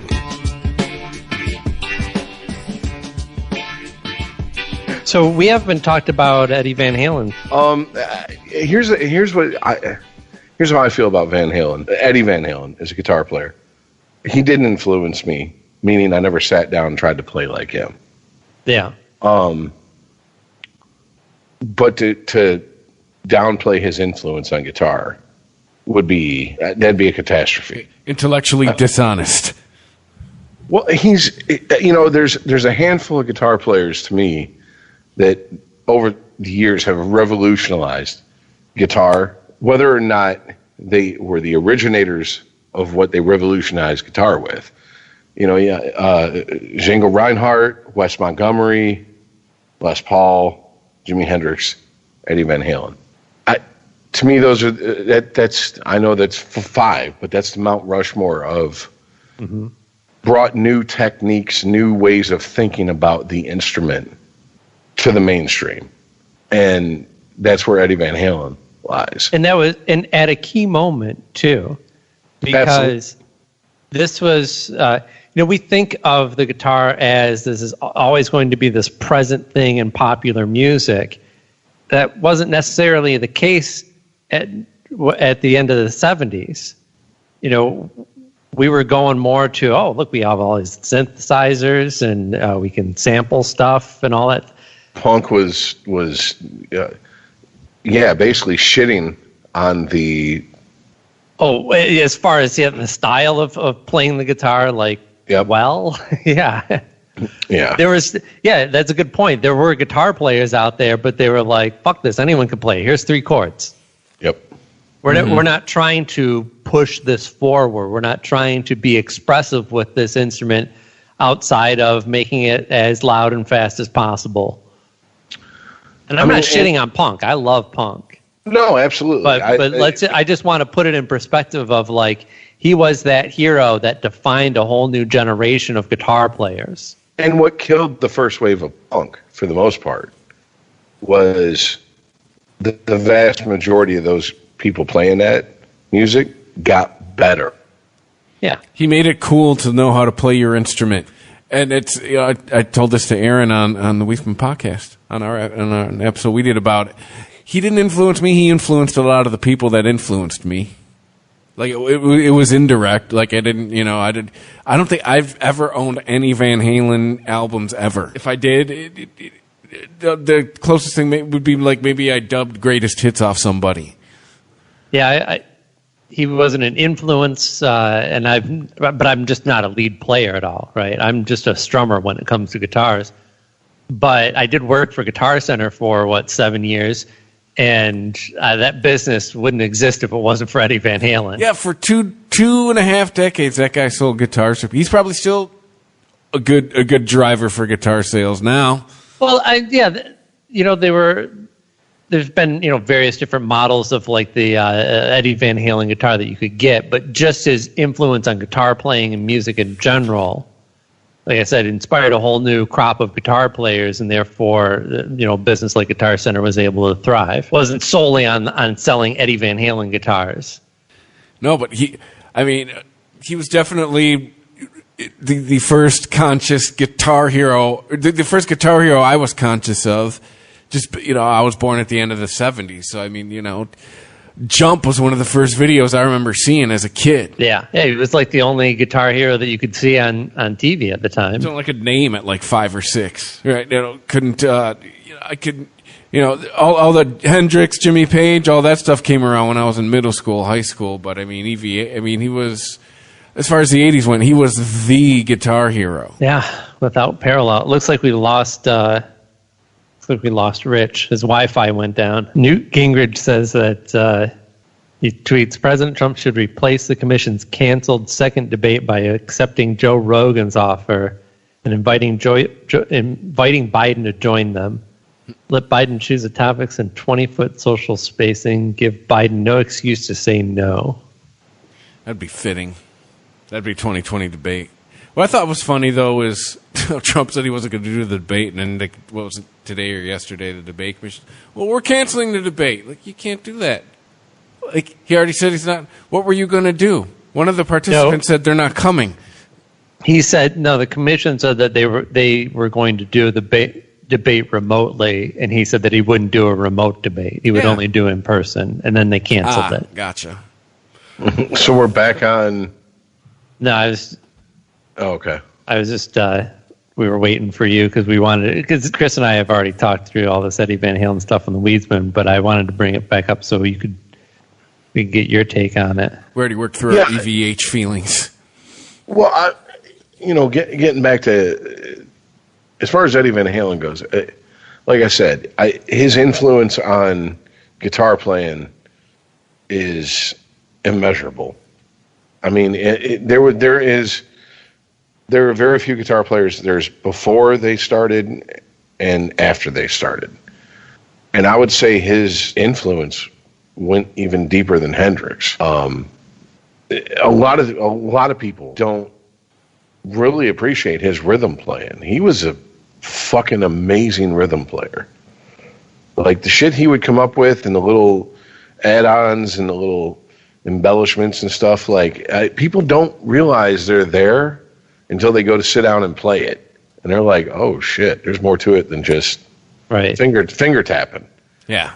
I mean, but even his technique, even the way he was so unique, he picked with the guitar pick between his middle finger and his thumb to leave his index finger open to tap. Like, that's how he held a pick. I could never do that.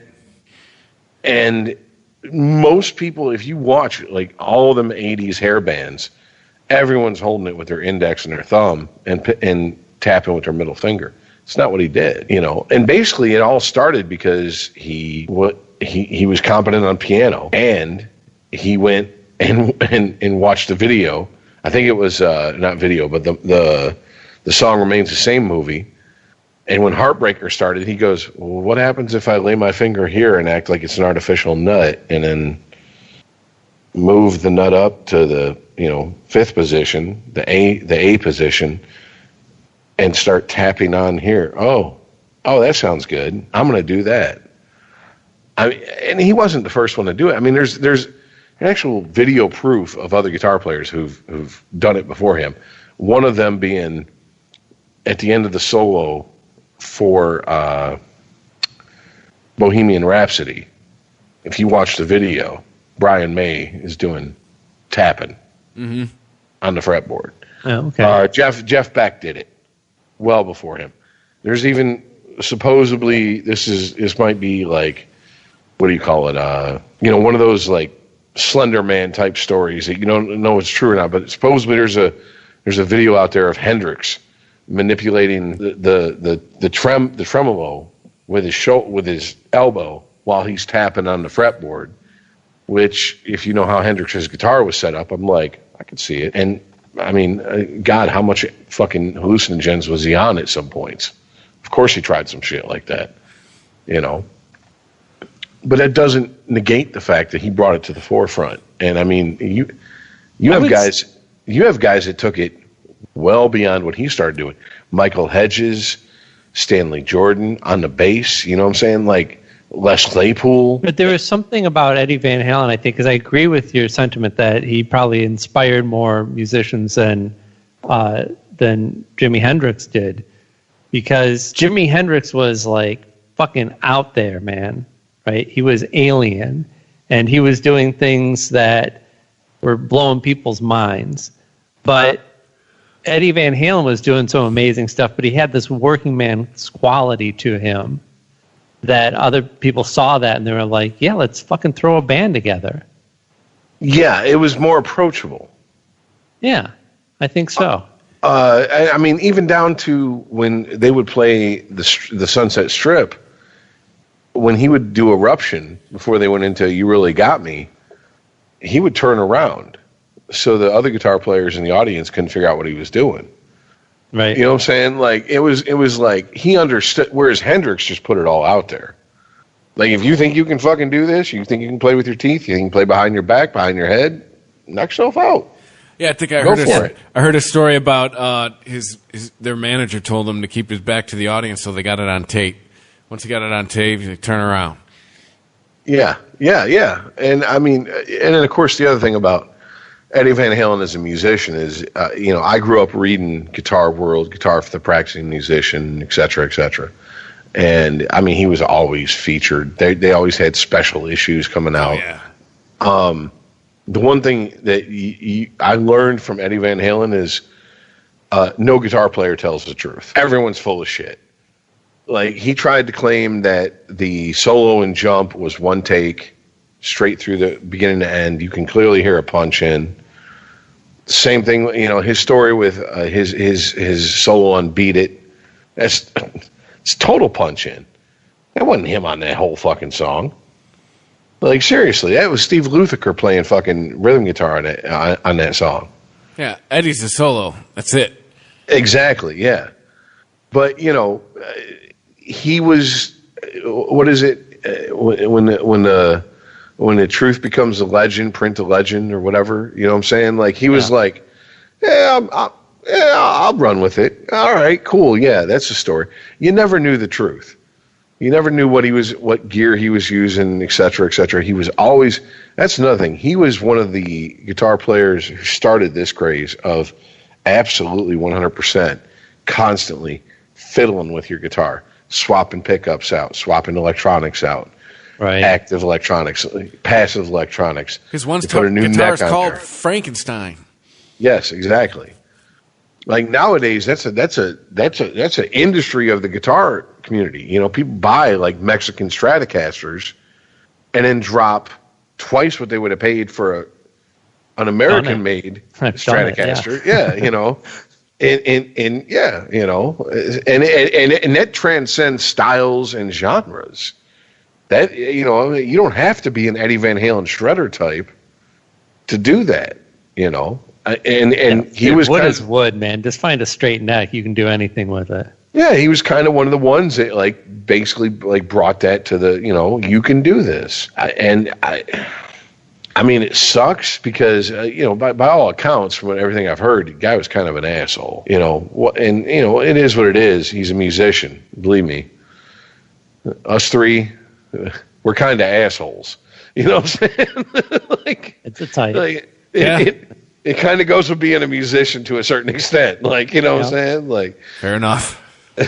And I mean, so whatever, it is what it is. But how much of that rap is appropriate? I mean, there's the famous story about Van Halen the band and the brown M&Ms? Brown M&Ms? Yeah, right.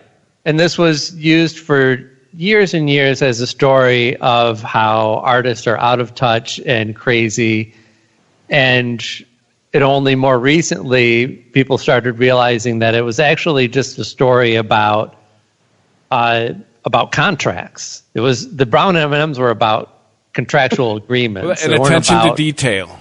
Yes, it wasn't about what anyone liked in the green room. Well, it was. If you're going to let us request this dumb shit, we're going to request dumb shit. Right. I mean, you ever seen the movie Airheads? They're like, I want naked pictures of B. Arthur. Yeah. The football helmet full of cottage cheese. Yes, exactly. I ain't farting on no snare drum.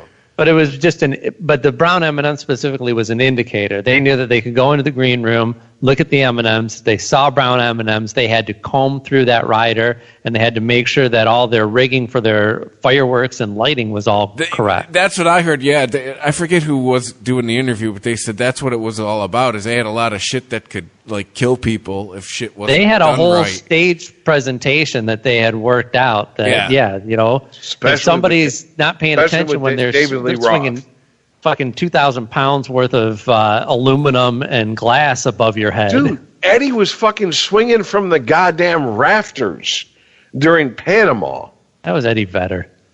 No, that was Eddie Van Halen. Joking.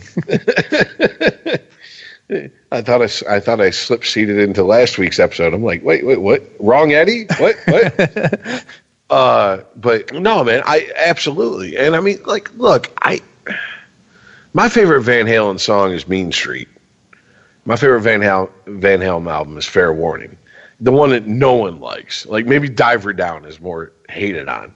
But it's the dark Van Halen. Like, Mean Street is just a mean-ass riff and song. You know what I'm saying? Like, it's like, This ain't good, it's real easy. In this desperate part of town. Yeah. Turns you from hunted into hunter. Lord, strike that poor boy down. You know, yeah. I don't think I've ever heard this song. Was this a hit at all, or is this a deep cut? It was a single. It was a single. I don't know if the local rock station around here played it back in the day. Like it was. I probably heard it. Yeah, during like 2 for Tuesday or the All Request Lunch Hour, that kind of shit. Yeah. But I mean, like that's the Van Halen that like I'm like okay, but then there's the Van Hagar. Ugh. And I don't know which one of you it was, cocksuckers, but I heard someone, I actually don't mind Van Hagar. I'm sorry, better songs, less vehicles for guitar solos and guitar. Eddie Van Halen knew when he had David Lee Roth, he better be on point with his guitar playing behind David Lee Roth because David Lee Roth is not a good singer. Period. End of story. Sammy Hagar is a fucking vocalist.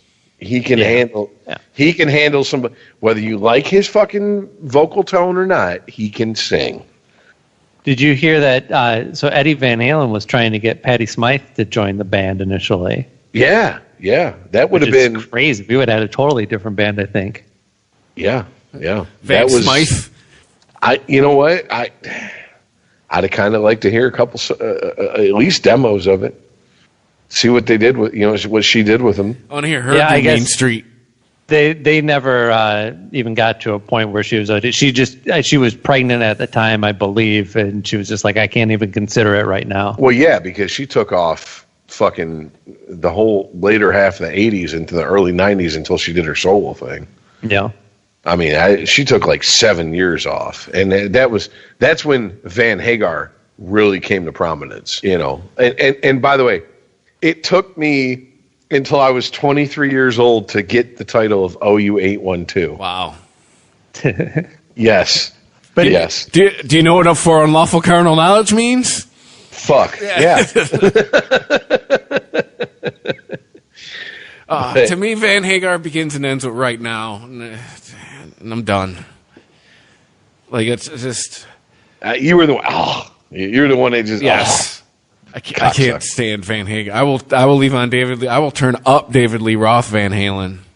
I will turn off Sammy Lee. Oh yeah, I Sammy totally Hagar, agree with Van you Halen. on the competency of the singers. There's no contest. Yeah. Hagar is way better, but I'd much rather hear David Lee Roth. I mean, it's not always about they were young and drunk. I don't know. It was just about better. the precision, especially when we're talking about rock. Ladies, how we look at rock music, how we look at Van Halen is how we look at pussy.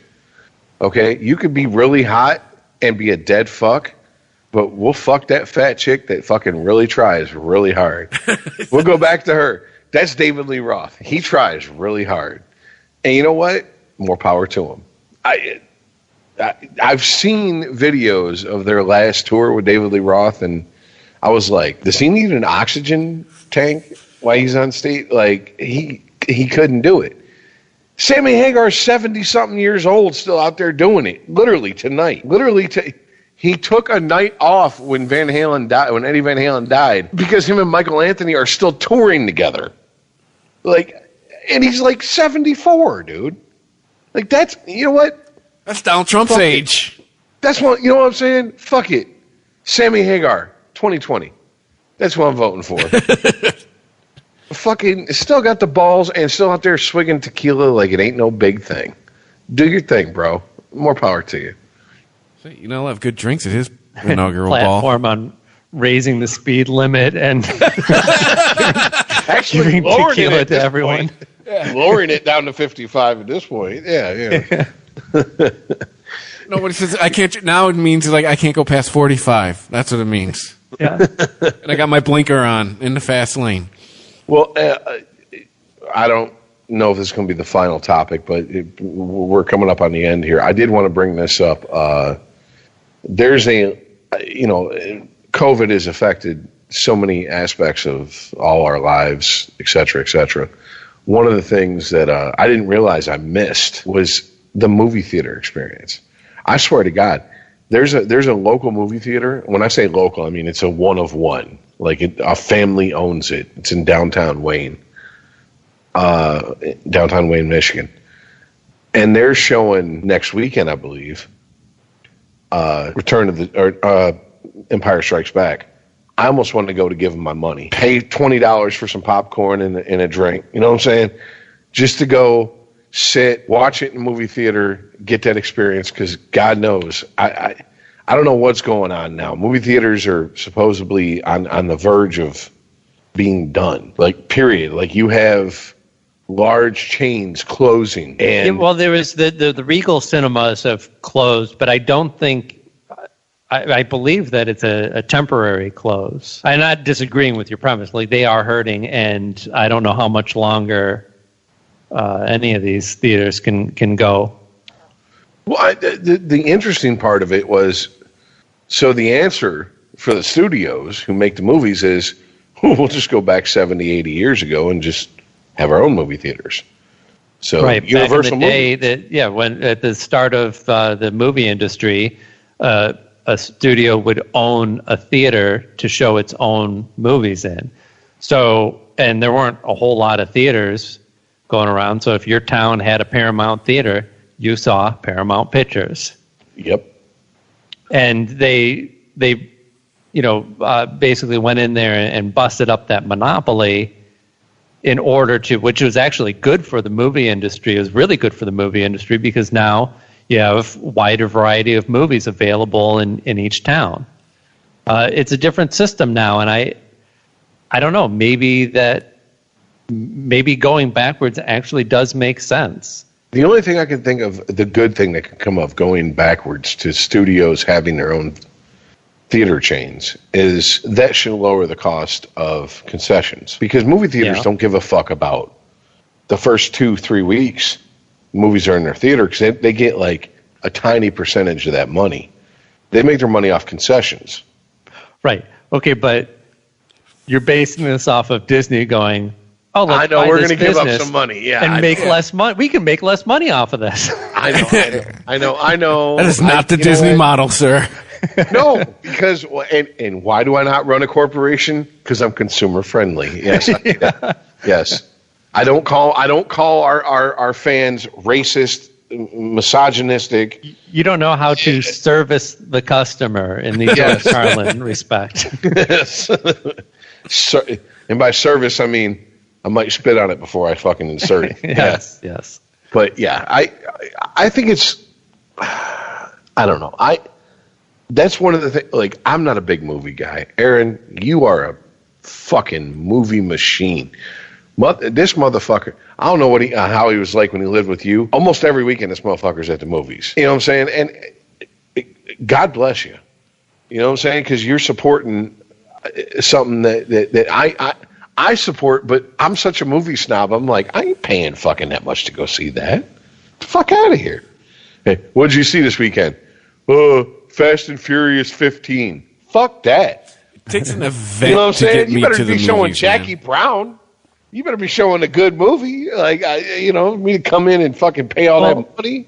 It's interesting because all the thing is that I did go see a decent amount of movies last year, but it's only certain types of movies that I like to go see in the theaters. I'm not going to see,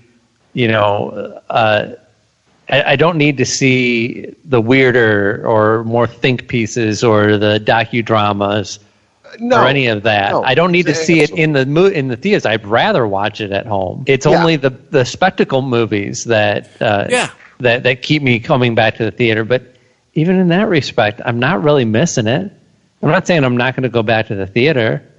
Man, but you know what? I want to go see 2001 in 75 millimeter. I want to see it at a theater, sitting as close to dead center, and everybody social distance the fuck away from me. By the way, the South Park pandemic special. Oh, did you watch? I am totally Cartman. Get the fuck away. Oh from no, that was my wife. Like she was like, "Why can't we go back to March, where everyone had to stay inside and not talk to everybody?" But I mean, like at the movie theater, like because I follow some people on YouTube and Facebook and other social media that are in other countries, and they've opened their movie theaters. And they're like, we're doing it with social distancing. Best fucking experience to go see Tenet I've ever had. You know what I'm saying? And I'm just like, well, then can't we do that here? Can we do that? Can't we just sit the fuck 6 feet over there and you sit over here 6 feet? And when I go to the movies, I try to it takes an event to get me to the movies, anyways. Like Star Wars, Guardians of the Galaxy. Like I go to like one movie every 2 years, but again, I try to not sit. I go like in the middle of the week during the day, so not anybody there. So I'm already way ahead of. I'm already there. I'm there with you.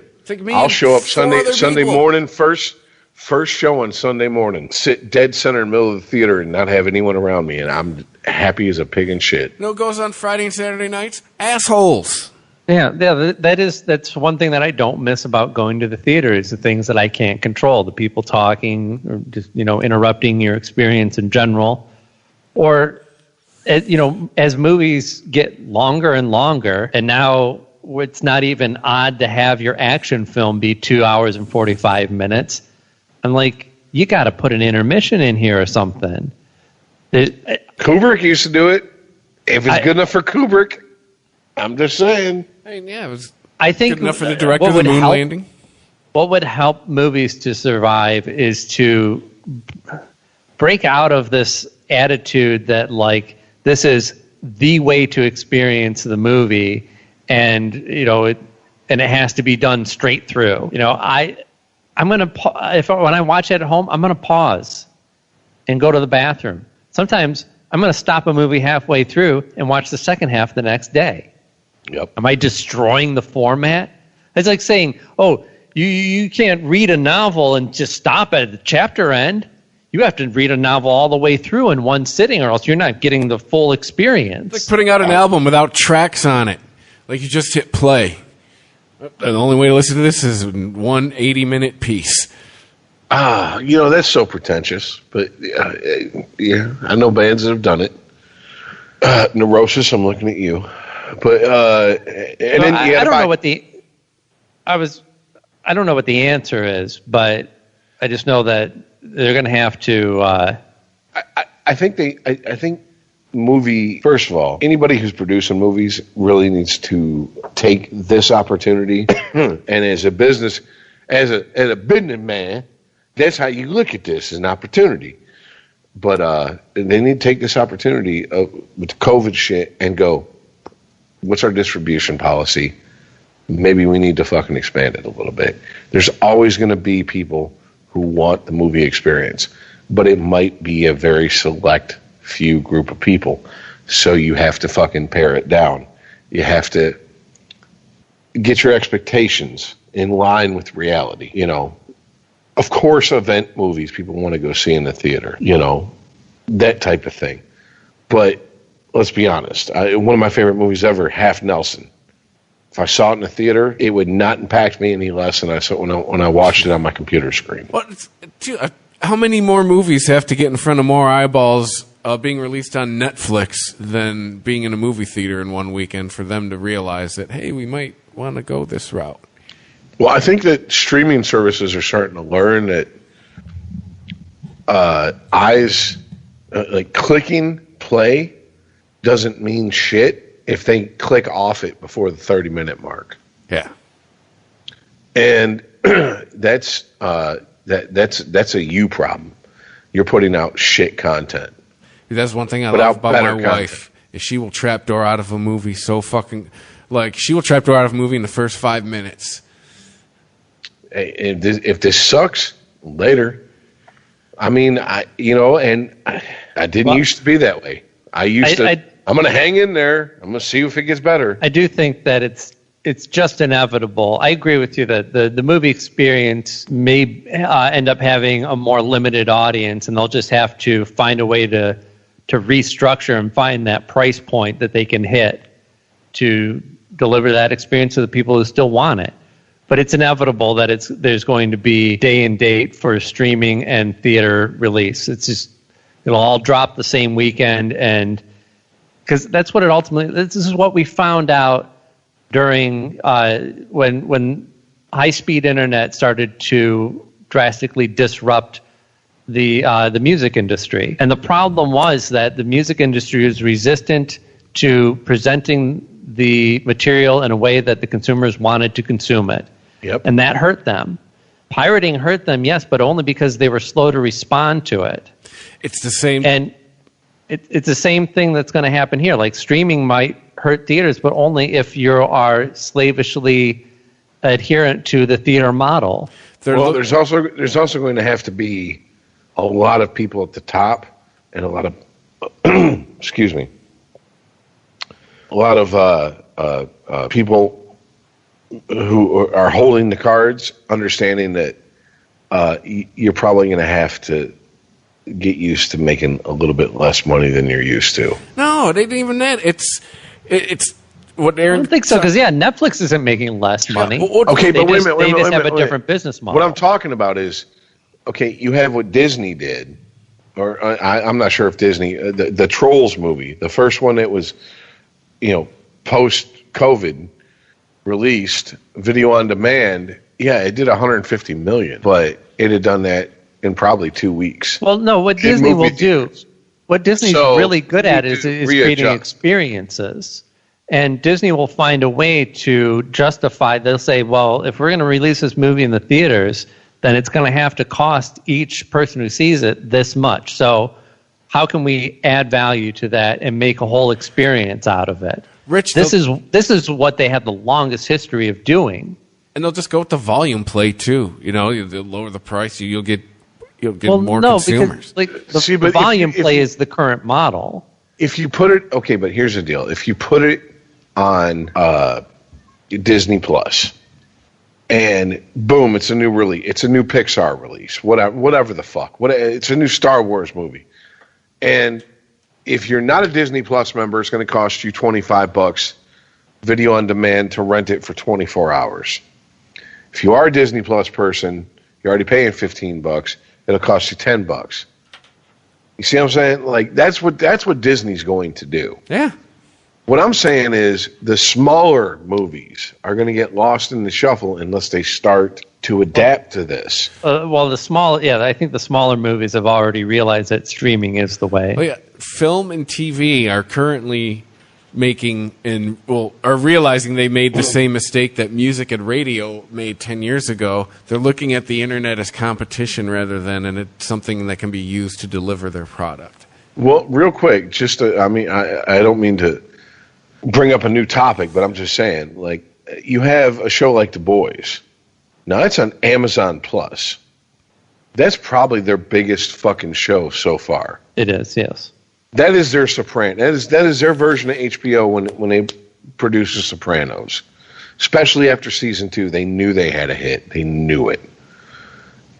People will now pay for Amazon Plus just to watch that show, and then back out and go, well, hit Hit me when you fucking have the show again. That's what, $14 a month? What, $13.99, $12.99, something like that for Amazon Plus? Yeah.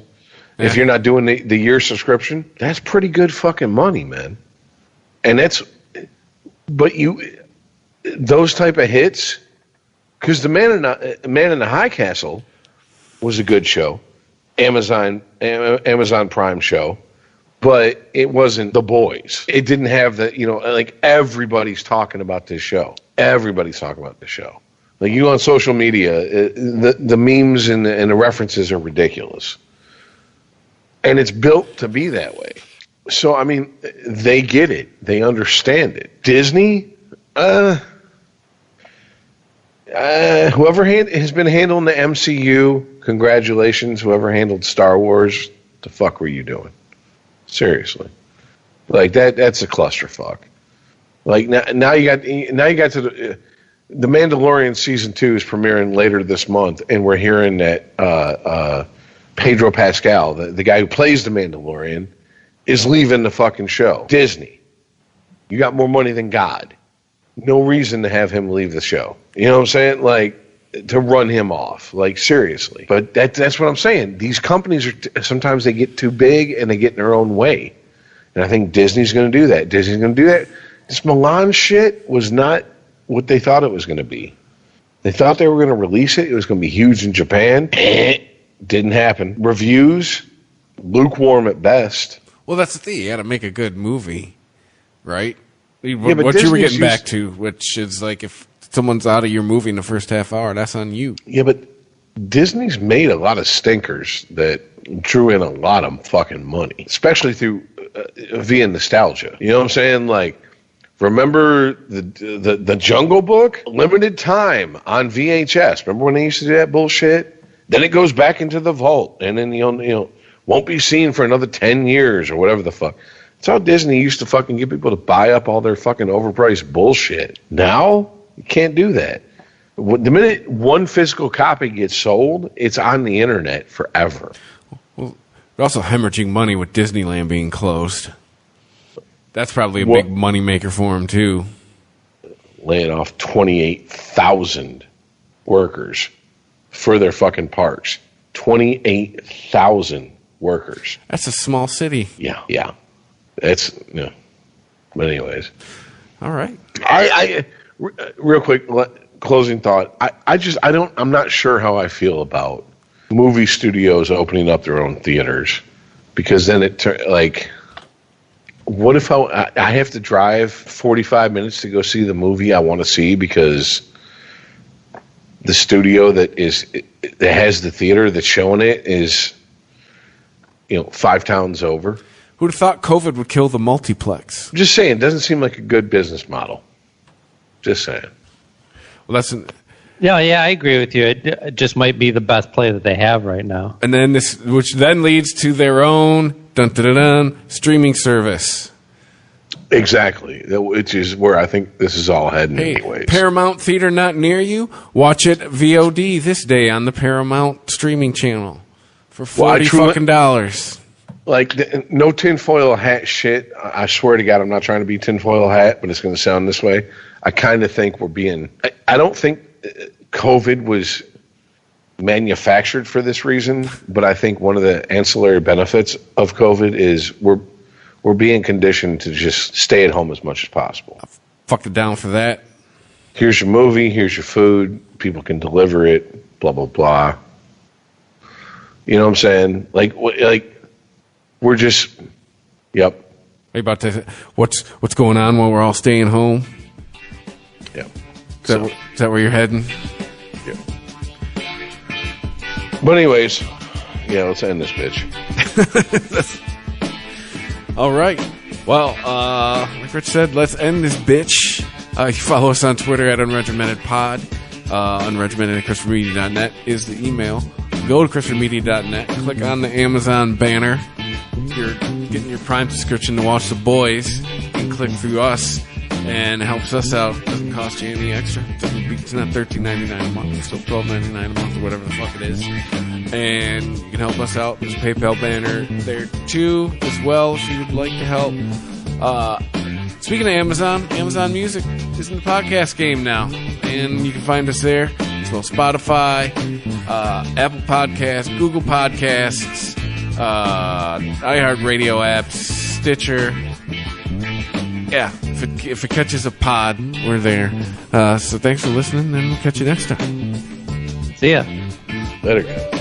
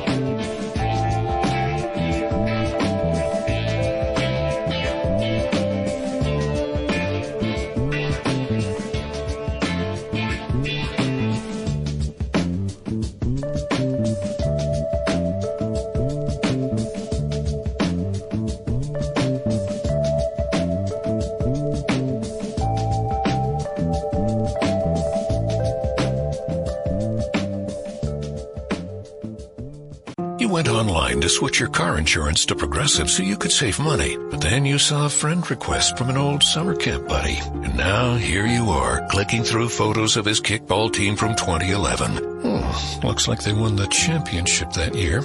Then he moved to Tulsa. Oh, a new tattoo. Yes, they said it was easy to save hundreds on car insurance with Progressive, but they forgot about the rest of the internet. Progressive Casualty Insurance Company and affiliates. National average savings by new customer surveyed who saved in 2019. There's a new Home Depot now open on Maurice Avenue in Maspeth. And as home improvement projects go, this is a big one. Use the product locator on our app for an in-store map to find what you need fast. And check out our new pickup lockers. They make online shopping a breeze. Of course, one thing's not new, our everyday low prices. The Home Depot, now open near Maurice Avenue and Long Island Expressway in Maspeth. And always open at HomeDepot.com. The Home Depot, how doers get more done. Unregimented. ChristopherMedia.net.